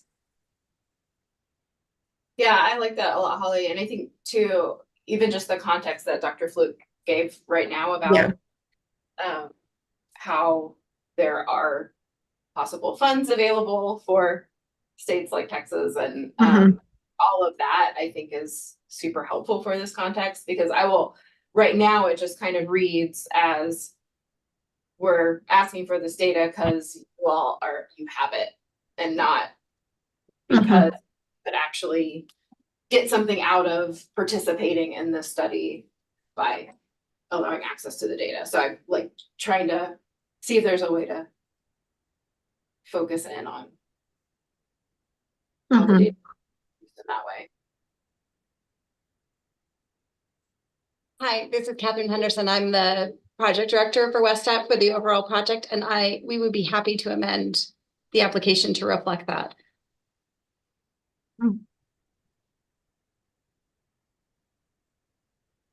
Any other questions or comments from? I have one other addition, and I'm sorry I didn't catch it earlier.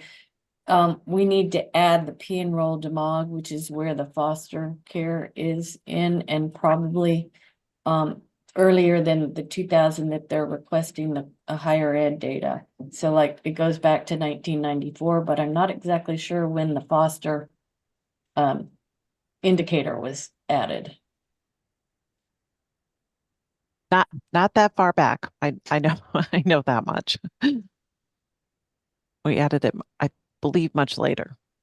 And the only other comment is they do have an at-risk variable that's all the way back in the 1994 even. So I don't know if that would be helpful, but that is a variable. But it is in the more newer P-enroll demog data. Thank you. Yeah, the other point of clarification we have is the Great Expectations a federally funded program or state? It has received some federal funding, but it is primarily a state supported and privately supported program at this stage. This has to do with the FERPA exception, because if it's a audit or evaluation, it needs to specifically be referring to a state or federal program. I think right now it's really broad of it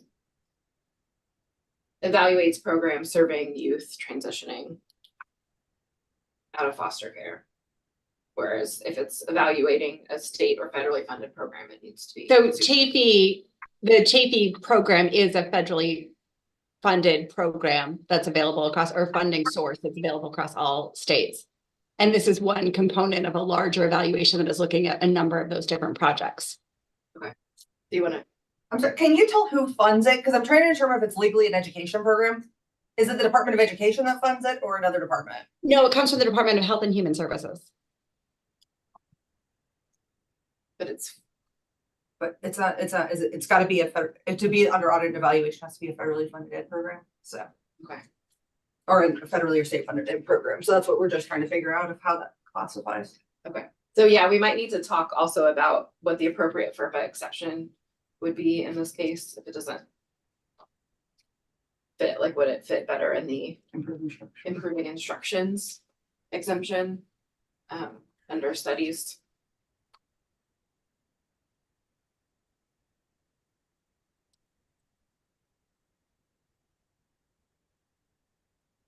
Any other questions or comments from the board?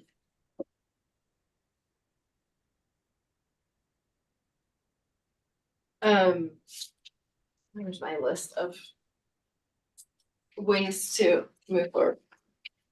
Linda gave me this really handy Post-it with the options we have. So the options, as Kathy was mentioning earlier, I'm happy to hear from the board. I feel like some of these changes are probably bigger than just being added on in an amendment right now. But we have the option to either decline as submitted and then see it again at the next meeting, or decline as submitted with board delegation. Is that how you say it? To the board chair, me, to approve it. So those are our options in front of us. What are y'all thinking? This is Holly. I defer to you, Melissa. I don't think this is a project that is so removed from the mandate of the ERC. I think there are some important lessons to learn from this project in terms of supporting foster youth. So I'm happy for you to review the proposal and determine whether it receives board approval or not. Yeah, I agree with Holly. I agree as well. Great. And thank you to the researchers for talking us through this. I think with some revisions on those, the benefit to Texas will really strengthen this. So do I have a motion to decline as submitted with board delegating approval to the board chair? I'd say that right. This is Kathy. I move to decline as submitted and delegate authority to board chair for final determination. Thank you for restating that. This is Rayan, I second. All in favor? Aye. Aye.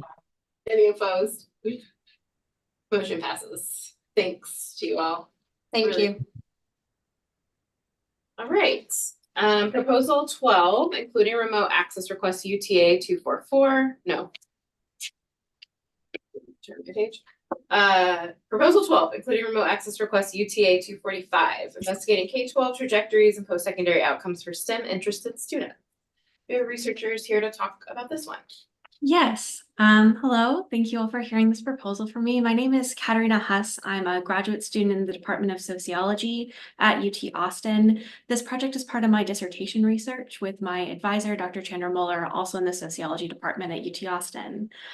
This project broadly evaluates how Texas youth's demographic background and interest in STEM-related career and college pathways in middle school shape their pathways through K-12 and eventual trajectories into higher education and the workforce.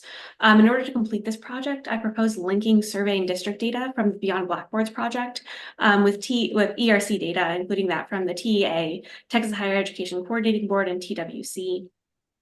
The Beyond Blackboards project is an NSF-funded project conducted by researchers from the University of Texas at Austin that examined middle school students' interest in STEM pathways in Del Valle middle schools between 2010 and 2013 with students in 6th, 7th, and 8th grade. The project includes district data, primarily on district test scores and courses that students took in middle school, as well as survey data collected over 6 semesters on students' background, including their parents' education and language spoken at home, as well as their interest in STEM broadly, including their educational expectations, whether or not they talked with teachers about wanting to go to college in the near future, and their like of math and science at that age. It includes 4,000 students who were in the Del Valle middle schools at this time. I request ERC data that would allow us to observe the educational trajectories of these students in the Beyond Blackboard sample from K-12 through their present. For students in those cohorts, that would be about 4 to 8 years post high school. I also request data for youth across the state of Texas in the same time frame. Broadly, the project has 2 areas of investigation. First is investigating pathways to college, looking at how K-12 course placements and test scores shaped how students entered college, including their institutions that they enrolled in, graduation rates, and majors. And then the second area of focus is examining outcomes in the workforce, connecting both K-12 and higher education outcomes into workforce outcomes 4 to 8 years post high school. Using this in each topic area, I first conduct the analysis using the Beyond Blackboard students, leveraging the survey and district data to examine how interest in STEM as early as middle school impacted youth trajectories through K-12. And then second, I conduct this analysis with students across the state of Texas and to kind of talk to a concern about the board about whether or not this project could exist without this supplemental data being added. A lot of the secondary analysis that deals only with Texas students could be conducted without the supplementary analysis, as I'm looking mostly at course placement and trajectories from K-12, higher education, and then the workforce.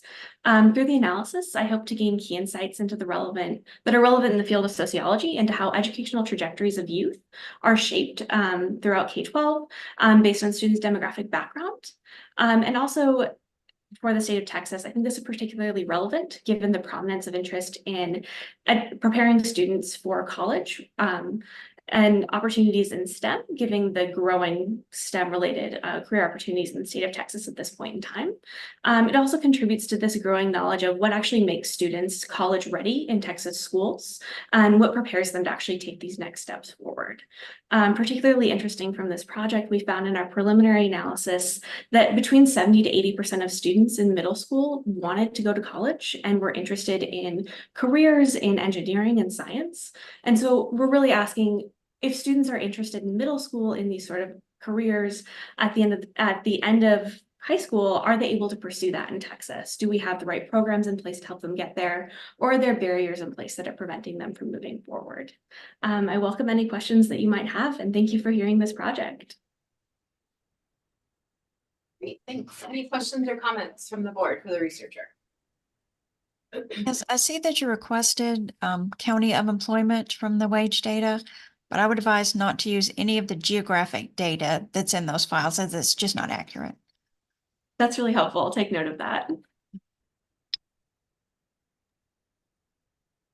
And I was just going to state that the Beyond Blackboards project was a National Science Foundation funded project. So I don't know if that qualifies for, national federal programming. I'm just saying that it seems like it should.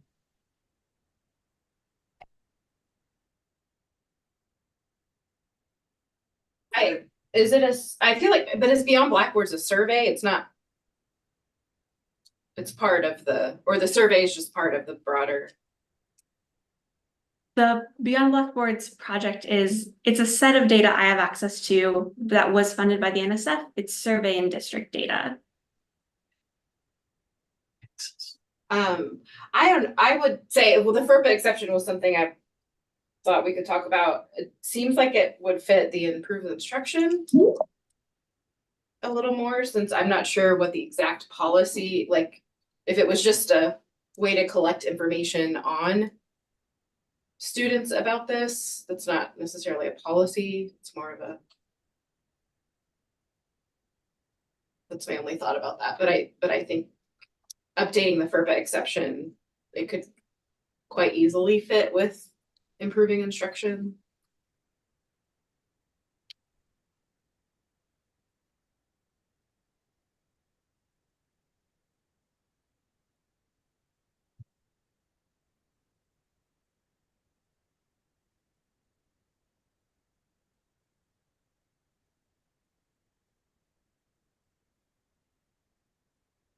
But if I'm wrong about the on blackboards, let me know. I'm not sure if it's more of just like how they collected the data or if it is an actual program that happened that.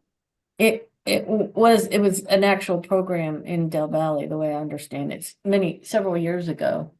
Yeah, in 2010 to 2013, they collected data and implemented a robotics program. Right, so I think that's what I was thinking is this Oh, was an evaluation of the program. Oh, okay. But this program, but the research itself here is not necessarily well, correct me if I'm wrong. If this research is specifically evaluating what beyond blackboards, how it affected the outcomes, then yes. But if it's using the data from that to ask some other research questions, I would say that's more improved instruction. So I think that's maybe the way to think about it. Because I know with this data, it has a lot more robust information about what the students thought about STEM programs. So if it's more about using that information to kind of ask other questions, I would say if it's an improved instruction.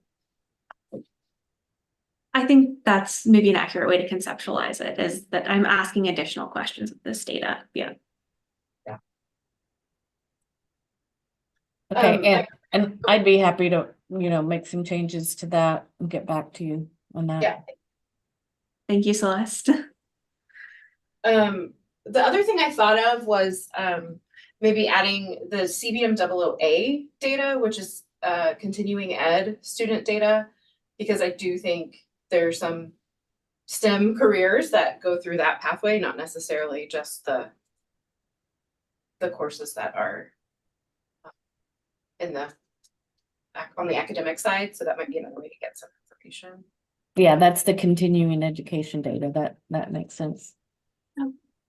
Thank you, absolutely. And I appreciate you talking to us about what can be done without the supplemental data. Yeah. Any other questions or comments from the board on this one?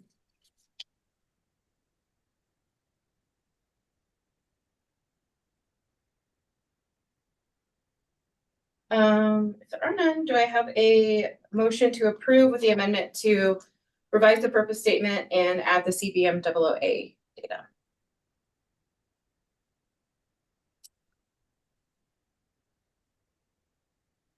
This is Rayon. I move to approve. I'll second. Celeste. All in favor? Aye. Opposed? Motion passes. Thank you. Thanks for being here today. All right. Moving on to proposal 13, including remote access request UTA 246, expanding pathways in computing, EPIC, advancing understanding of computer science education capacity, access, participation, and experience. Do you have anyone here to talk to us about this one? Good afternoon. My name is Nicole Martin. I am a research associate at the Texas Advanced Computing Center at UT Austin. And I'm also joined by my colleagues, Feng Liu and Miriam Jacobson. This project seeks to understand the state of computer science education in K-12 and higher education in Texas. We aim to explore trends and factors related to schools' capacity to offer computer science courses, the participate in computer science education, and the experiences students have in CS education. We will investigate efforts to expand computer science education for all students at the K-12 and college levels, and also how students benefit from CS education in K-12 and college. There is an increasing recognition of the need to expand computer science education to meet future workforce demands. computer science education at the K-12 level, and especially in Texas, is still relatively new, with only about 50% of Texas high schools offering a single computer science course. As the computing industry in Texas continues to grow rapidly, we believe that it's essential to prepare Texas students to take advantage of the economic opportunities in their home state. Understanding efforts to expand computer science education for all students at the K-12 and college levels, and how students benefit from CS education in K-12 and college are critical to ensuring that Texas remains at the forefront of the innovation economy. We believe that this work will benefit Texas by providing critical research to support Texas remaining a leader in the innovation economy. Also, the Texas legislature just recently allocated $10 million to expand the Texas computer science education pipeline by investing in teacher professional learning across Texas. And our research will assess the impacts of this investment and inform policymakers both at the Texas legislature and the Texas Education Agency about trends in computer science education, and help these stakeholders monitor the expansion of computer science education for all students. We believe that this work will support the development and implementation of new policies that continue to support the growing need and demand for computer science education in our state. Thank you all so much for considering this proposal, and happy to answer any questions. Great, thank you. Any questions or comments from the board for this project?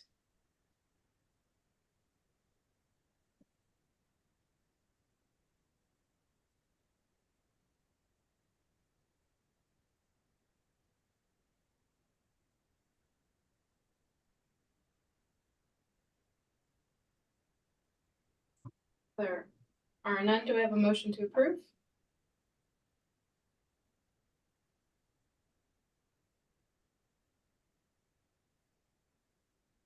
This is Angie. I'll move to approve. And this is Holly. I second. All in favor? Aye. Aye. Aye. Any opposed? Motion passes. Thanks for being here today. Thank you all so much. All right, proposal 14, including remote access requests, UTA 247, restoring justice and reimagining research, building community to disrupt the cycle of violence and enhance research practice partnerships. Do you have anyone here to talk about this one? Hello, yes, I'm Fatima Varner. I'm an associate professor at University of Texas at Austin in Human Development and Family Sciences. And the research team also includes Dr. Becky Pettit, who's in the Department of Sociology at UT Austin, as well as research assistants, Kylie M. and Anaya Charles. Overall, we are part of an evaluation team that is examining a pre-arrest youth diversion program called the Travis County Transformation Project.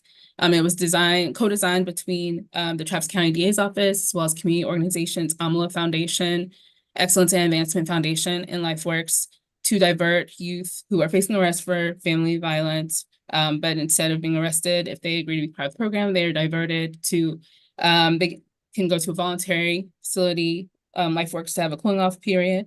They receive services from Excellence and Advancement Foundation related to home-based and school-based services, and also participate in restorative justice circles with AMLA Foundation. While with diversion programs, often the focus is on recidivism, we are very much interested in how participation in the program relates to educational outcomes, as juvenile detention in the past has been linked to educational interruption, high school dropout, less enrollment in higher education, and less labor force involvement. And so our hope, or the hope of the Travis County Transformation Project, is that participation in this program will reduce youth interaction with the criminal justice system, but also improve their future outcomes in regards to educational and labor force involvement. And so we propose to link data that we have data share agreements with Excellence and Advancement Foundation, AMLA, and LifeWorks to connect identifiers and information about who has participated in the program in order to examine how early educational experiences relate to their participation in the program and later educational and employment outcomes. We also are working to access data to link later arrest information from both participants in the program as well as not in the program. Based on the questions asked earlier, this project does require some linking of data, at the very least, the identifiers of who has participated in the program in order to be able to look at link to earlier educational experiences and the later educational outcomes. And this project has been funded by a number of sources, including the U.S. Department of Health and Human Services and the Travis County District Attorney's Office. And I will leave it to questions. Okay, thank you. Questions or comments from the board, the researcher?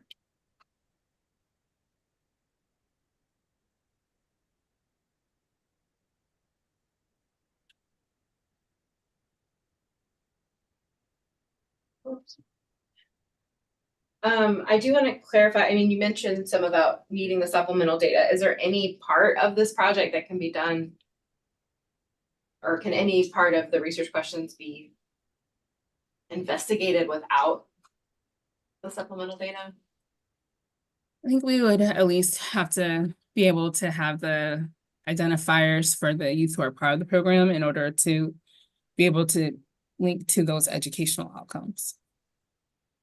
I mean, it is possible to look at, I know there's the disciplinary information to link to from earlier to later, but in order to evaluate the program, I believe we have to be able to at least have like the identifier of youth who have been involved in the program to link to the data. So I understand that there are other processes related to the secondary data linkages. Yeah, and I'm not sure what we would be approving necessarily today, since there's no part of it that can be done without that. So I don't want to. I don't know. Thoughts from the board on that. I guess my thought is, I think several of the other ones, well, you're right, though, it's what can be done, but it does make sense we'd have to flag individuals who participated. Yeah. Well, and I think the difference was just that there was, in the other ones, there was something, at least part of the research question, that could be started without having it. And you mean because of the delay? I was going to say that in the end, I think a lot of people end up having to collect the data, merge the data, while they're waiting for the supplemental data. Create files, but then they can add the flag. Yeah, I think this one especially, though, it is pretty sensitive data. I think it's an unknown of how this will be processed by the agencies, because this is such sensitive data. And it's a small number of students from what I can gather. It's like 60. Right, so there are 60 who are part of the program. We have agreements for with EAF, for example, that has survey data for participants who are taking the who are in the program. And they also have the school IDs. The part that we're working with on the side of the DA's office is whether we're going to be able to get individual information from those who are similar, who were arrested for family violence, but were not able to be part of the program. Yeah, I just don't want to start a clock on something when there's nothing that can be started yet. In this case. May I ask a clarifying question, Melissa? Sure. And this isn't, this project is potentially an example of, like, in circumstances of this sort, right, where they're very intentional in evaluation of specific programs. And I hear your point about not wanting to start the clock, to use your phrase, right? Without having more confirmation that ultimately approval would be given to doing the work to bring in additional supplemental data. But I'm sorry, I'm not articulating my question well. Like I'm wondering what the process would be otherwise, right? Like, because I don't know the extent to which an agency would be willing to have conversation about bringing in supplemental data on a project that wasn't approved. So that to me feels like the Yeah, that's a really good starting point. clock of being able to have real discussion. Because that's a good point. And I think the difference here is just that, I mean, in absence of having part of the research question that can be done without it, I hate to start this process when we aren't sure that the ERC data is even appropriate if that piece of data can't be added. And I think, to your point, we are still learning how to deal with supplemental data, because this is like the level and type of supplemental data coming through the agencies is more and more every day. So I think my concern here is like, what is the board actually approving? And in the absence of necessarily knowing details of whether the agencies, and part of this is the agencies needing to be able to say like, well, people can come to us to get the initial okay. I think it's a broader question to your, like, I don't have a good answer, Kathy, but in this case, I'm just worried about what are we approving if the researcher can't answer anything without further. Well, I wanted to, add to what Kathy said, and that is that I think now it is getting more of a important question, and but up to this point, we tended to approve and then later figure out how that can be done. Yeah, I don't think we can do that anymore, I will say. I think that's why it's very important that we are clear if there's something else that can be done with the data before the supplemental. And I think so far, at least in this meeting, there have been clear parts of the research question that can be answered without it. So, and I know this is like a moving target, like we're all not sure, but I think in that case, that is where the line is made today, is if there's nothing that can be done without the data and the data is not already approved, we can't, I'm not sure what we would be approving in this moment. And let me just get clarification. I'm sorry. Like, so in terms of the approval process with the secondary data, like what is it that,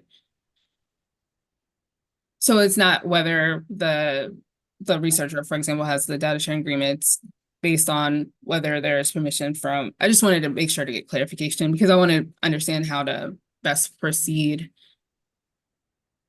And we're still working. Yeah, sorry, I was talking to. I think at this point, like you would work with Celeste and probably us at the coordinating board to figure out. I think usually in these processes, the first step is to send the information about the data to Celeste, and then that's sent to the agencies. That's like, here are the variables, here's the N, here's how we suggest. Could you admit this person? No, could you admit them? Sorry, there's someone. Oh, I'm sorry. Thank you. Yeah, so there's like a standard set of information that is sent to the agencies. And then the agency reviews the variable names and things such as if it's a small number of students, what are ways we could ensure that privacy is still maintained. So that's really the first step, is giving the details of the data to the agency via Celeste in this case. Okay. And by the agency, you mean the agency that we're getting the secondary data from? No, it would be the TEA and THECB, Yeah. because ultimately that information is being combined with educational records. And so it's a question of whether it meets FERPA, yeah. So, Sorry. again, go ahead. No, I'm just trying to understand. It seems, Melissa, that this is a change in how we normally, how things historically have been done. And so I just want to make sure that I'm giving good guidance to researchers who will need to merge in supplemental data. And so is the policy now for any researcher who is proposing a project that will require supplemental data to start a conversation with you or Linda about the variables that need to be merged before they submit a proposal for consideration? Yes, we haven't written that up, and so, I mean, that's why we're in this situation right now, but yeah, and that's why it's been important today. I mean, I think we usually talk about this, what can be done without the supplemental data, just because we know it takes a long time as well, but today there's nothing else. I think also my question is, yeah, anyway, we have to write up these policies, I understand, because they're not. Yeah, and just a follow-on question, if the researcher can do analyses with the ERC data before supplemental data is merged, we should put forth that proposal for consideration. Is that what you're saying? So I'm asking Jenny this. So the question was, is it okay to still bring proposals forward if some part of it can be done without the supplemental data? I think right now, like the status quo is if some piece can be done without the supplemental data, we're good with it bringing forward. We're working through trying to come up with some systems on this because of the backlog of supplemental data right now is just so intense and like just our ability to do it. And so we just, the way we're working right now is I think we are going to be working with TEA to try and figure out kind of clearer protocols for how we want the supplemental data to work by the fall. But right now, I think the word that's been used by our staff is that we've been so tsunamied with supplemental data requests that we're just trying to like build this plane as we fly. So I'd say for right now, if somebody can partially do some of the data, we can approve it. Otherwise, we're essentially approving a clock on something we don't know and could be knocked back very quickly. And so that doesn't include just like cleaning the data for data preparation. So it has to be that they have to answer certain research questions with the ERC data absent the supplemental data. I just want to make sure it's clear. Yeah, no, that's a good question. I think it does make sense for the need is there for some part of the research question to be answerable to have access to level data. Because if there's still a question that it might not, that piece that we're approving, which would be the evaluation of a program, cannot be answered with the data, then we are essentially giving access to the data before we know it can be done.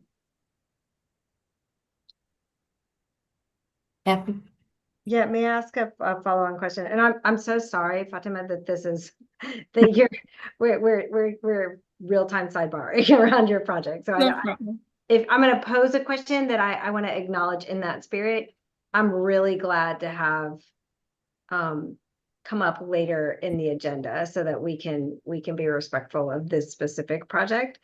But the question I pose, and this is based on the comment, I'm sorry, is it Angela who's in the room? Who's Jenny? Jenny, I'm sorry, Jenny. I apologize. So I hear two different things, and in this, definitely in the spirit of wanting to give good advice, this is where my question arises.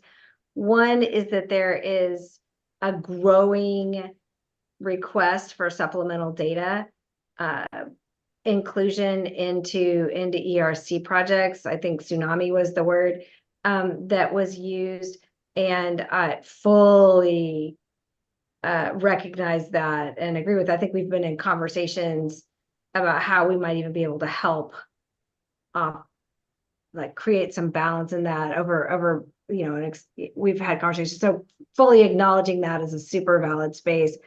And so that's kind of one bucket of motivators I think that I'm hearing surface around what this shift in policy is. And then I hear the second, what I would hear separately is a second set of motivators, which is also valid around, will the agency ultimately approve because of the sensitivity of data, because of, other qualifying characteristics of what's being asked to be brought in, will the agency discretion ultimately to decide these are data we're not willing to bring in for a variety of important reasons, which are separate from, and we have so many requests that are coming in. And so my question that really literally can punt to later is that an accurate hearing, and are those things going to,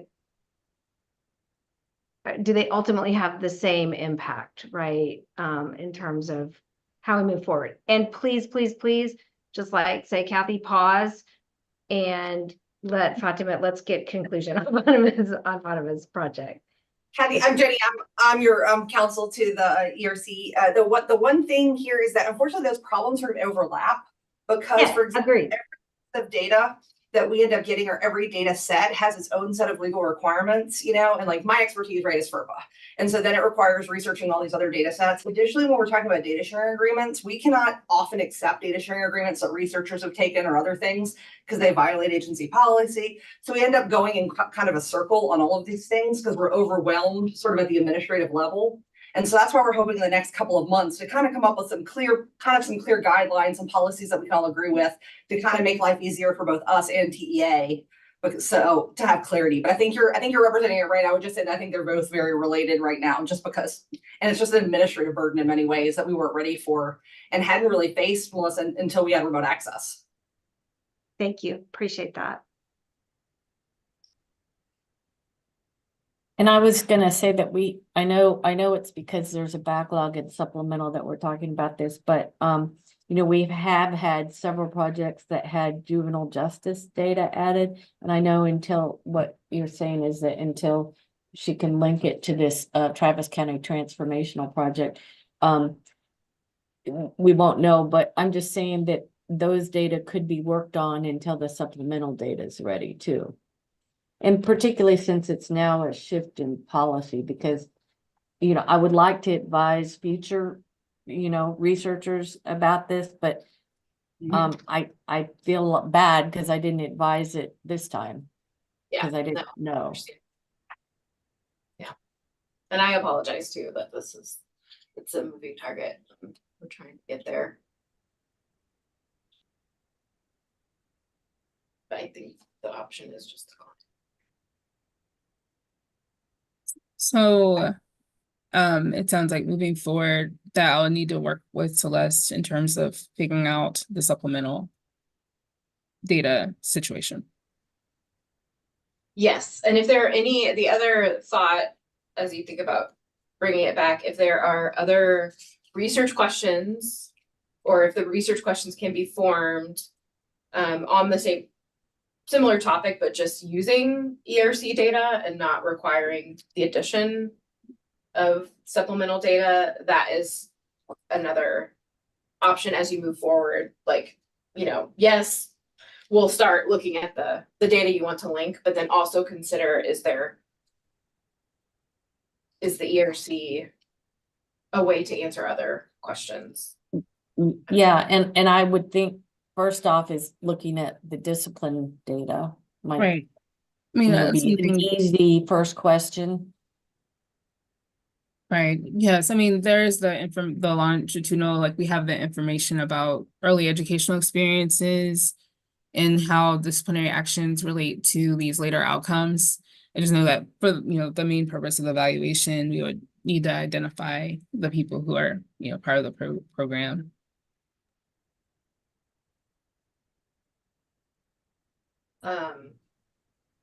I really appreciate your patience as you listen to this conversation, and we will continue to work with you. Once Celeste sends the data sets, we'll start working with you on those additional. Wait, when I send, I'm sorry, what I need to send you? To send the information on the data sets. Oh, is that okay. The route is it goes to you first, Celeste, and then you send it to TEA or us with the variable names, or is that directly with the researcher? it tends to be directly with the researcher, but what I have done is usually ask them to like give an Excel file that tells the name of the data, the type of data, because they can't send the data, in the type of data that they would be, want merged. And again, I don't know if the problem is the small, partially small numbers, but we have had a lot of this criminal justice data, and I don't know if that could be done more quickly than this other, or whether just you're saying no supplemental data would be. Well, I don't think we can approve anything about the supplemental data right now because we don't have the details of it here. Okay.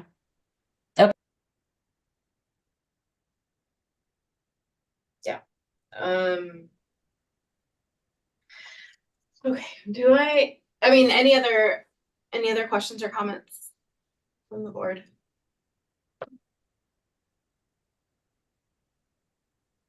Do I have a motion to decline as submitted?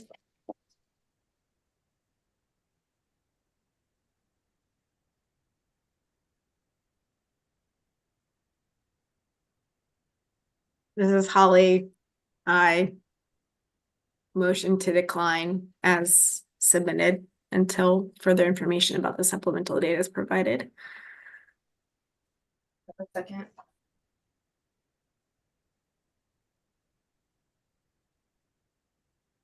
This is Angie. I'll second.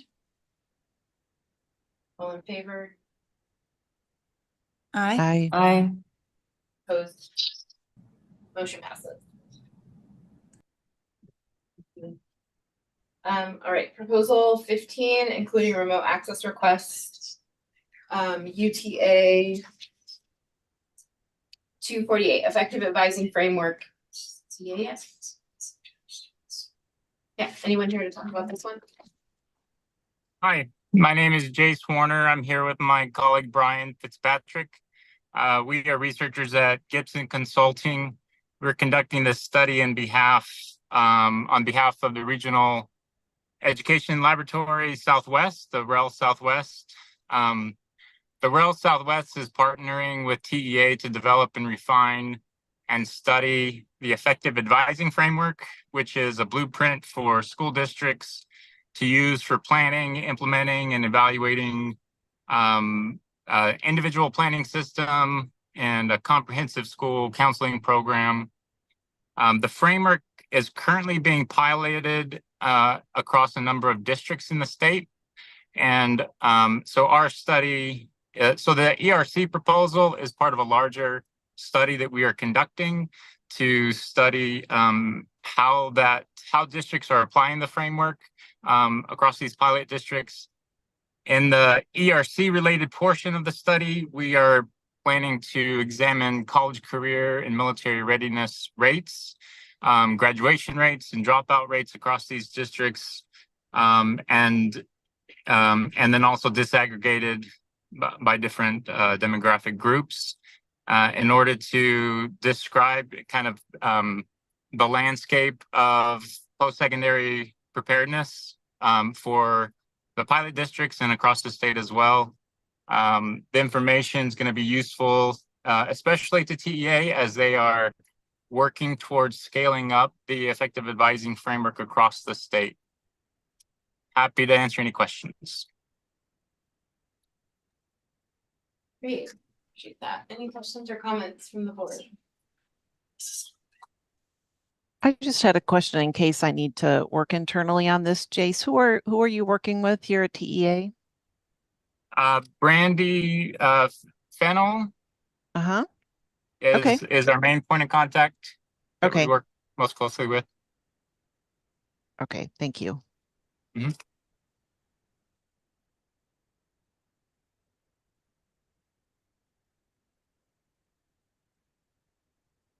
Just to clarify, this is a TEA project?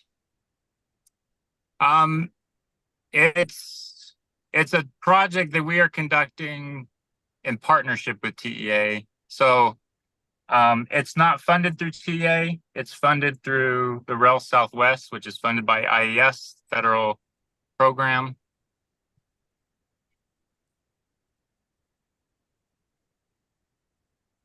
Did TEA request that you conduct this through the REL? That's a good question. So I don't know exactly how the project came about. So this particular study of the EAF, this implementation study that we're conducting, is only a small part of the overall project. So TA is working with the REL to develop logic models and guidelines and frameworks and lots of other things.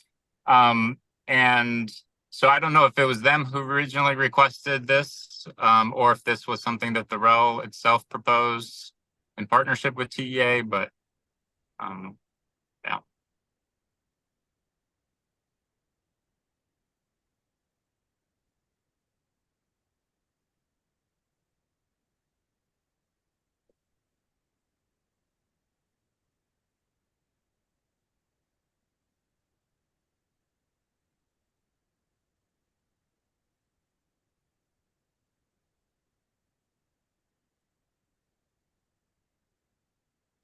Make sure. Okay, it's on. Linda, I just want to make sure that TEA is comfortable with this study, or if you need to bring this back to your leadership. I am unclear. This is the first I've heard of this. So that's why I was asking for who to contact internally. I'm happy to take this back to the agency and ask that question.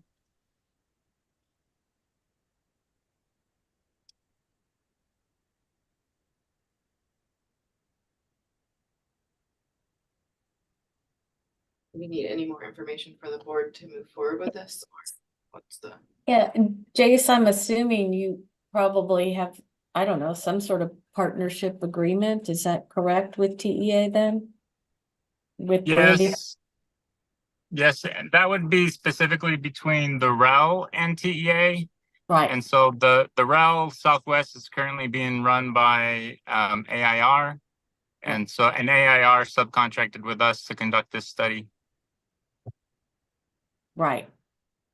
So I guess that would mean there's probably something in writing somewhere that indicates the partnering, and obviously they subcontracted to you, but I mean between the REL and TEA, there's must be some sort of document. Yeah. Yeah, there is a partnership agreement document.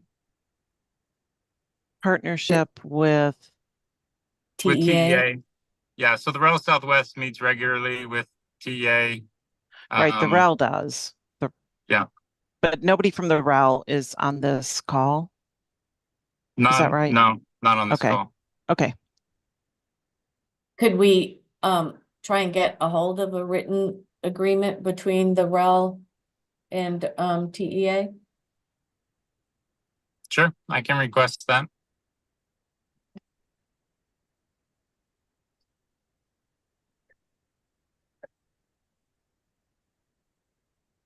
Linda, do you have concerns about us moving forward to approve this without having those details known, or?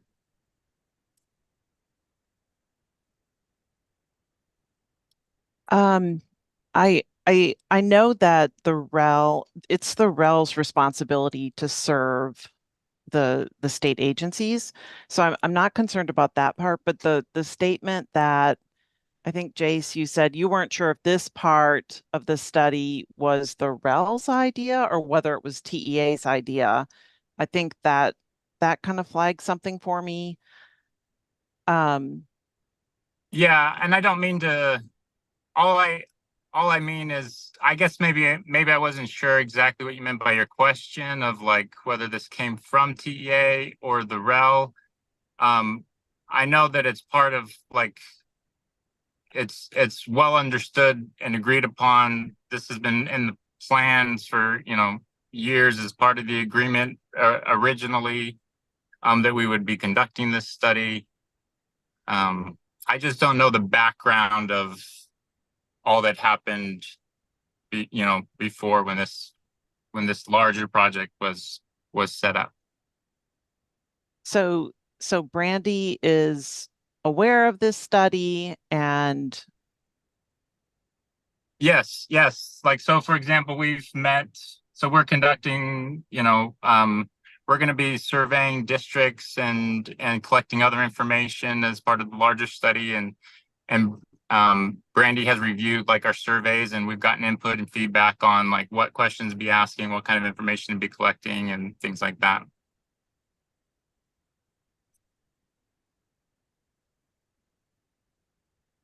So is there the option to approve this if the board wants to approve it? And then if something horrific happens, like if the agents and I don't know what that would be. Is there a way to undo that decision or cancel the study? Well, And this is for Melissa. yeah, could we do that board delegation to the chair? And then Jason and I will try and get the MOU or whatever between TEA and REL. As council, I would just ask that the delegation be to Melissa contingent upon the information of being acceptable to TEA. Just so we don't so Melissa's not in a weird spot. Yeah, that sounds good. Yeah, I'm happy to do the due diligence and just make sure there's not a concern from the agency side. So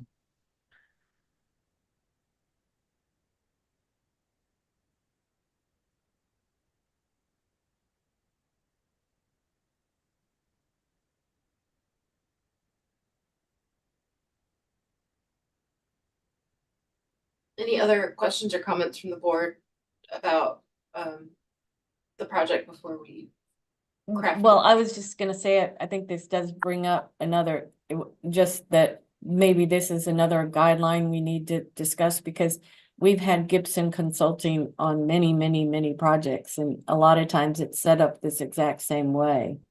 So, again, I'm fine with when I see something like a partnership to say, well, I need the partnership in agreement.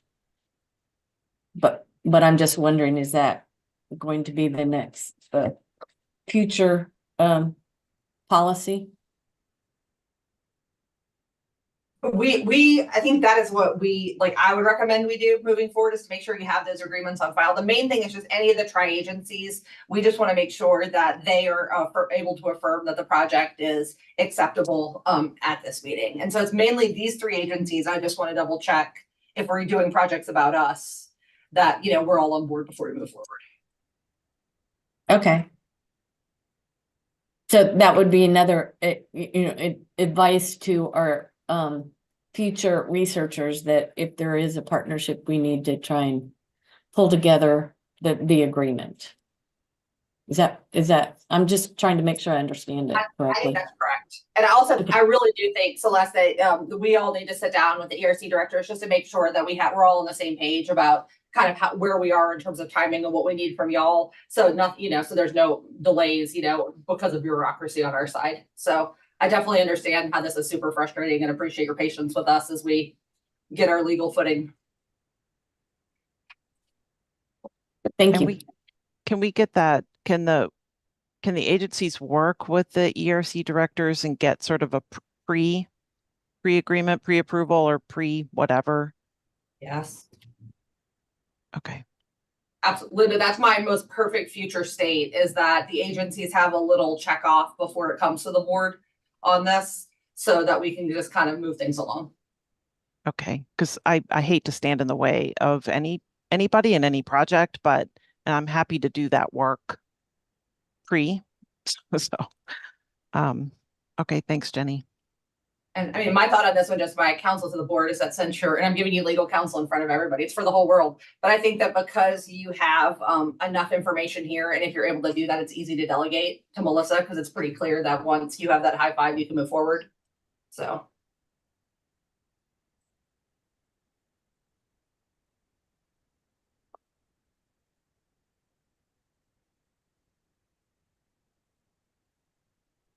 All right, any other questions or comments from the board? There are none. Do I have a motion to wait, hold on.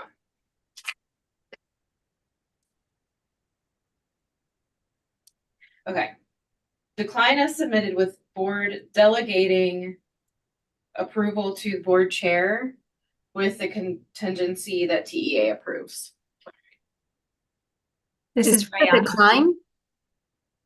Is that how we say it? I think. Or is it approved? I think it's approved contingent upon. But it's delegating approval, so it's like postponing the approval, right? Yeah, I would say you can delegate it.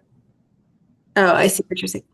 Do I like a motion to delegate approval? I could just say that. Okay, thank you. Yeah. Live action legal learnings. Okay. Do I have a motion to delegate approval of the project to the board chair with the contingency that TEA approves? This is Rayan. I move to approve. A second.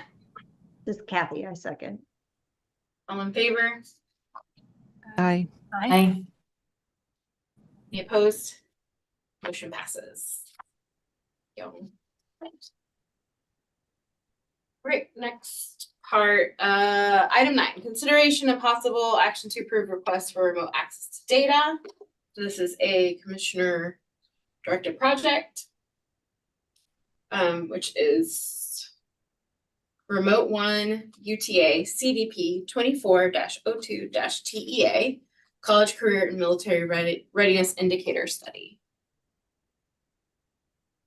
Linda, I don't know if you want, if the researchers are here to say anything or if you need to give any more detail. Okay. No, I think the documents speak for themselves. Great. Any questions or comments from the board?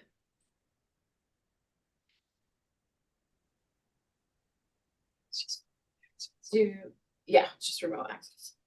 Do I have a motion to approve?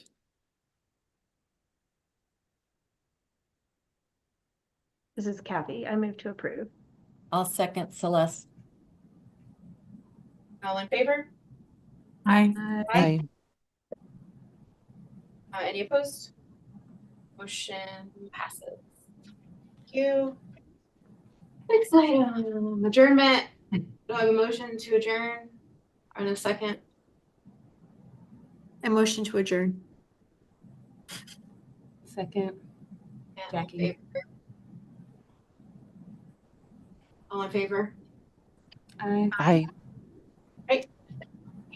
We are adjourned. Thank you all, as always, for everything you do. Appreciate it. Thank you. Thanks. Bye.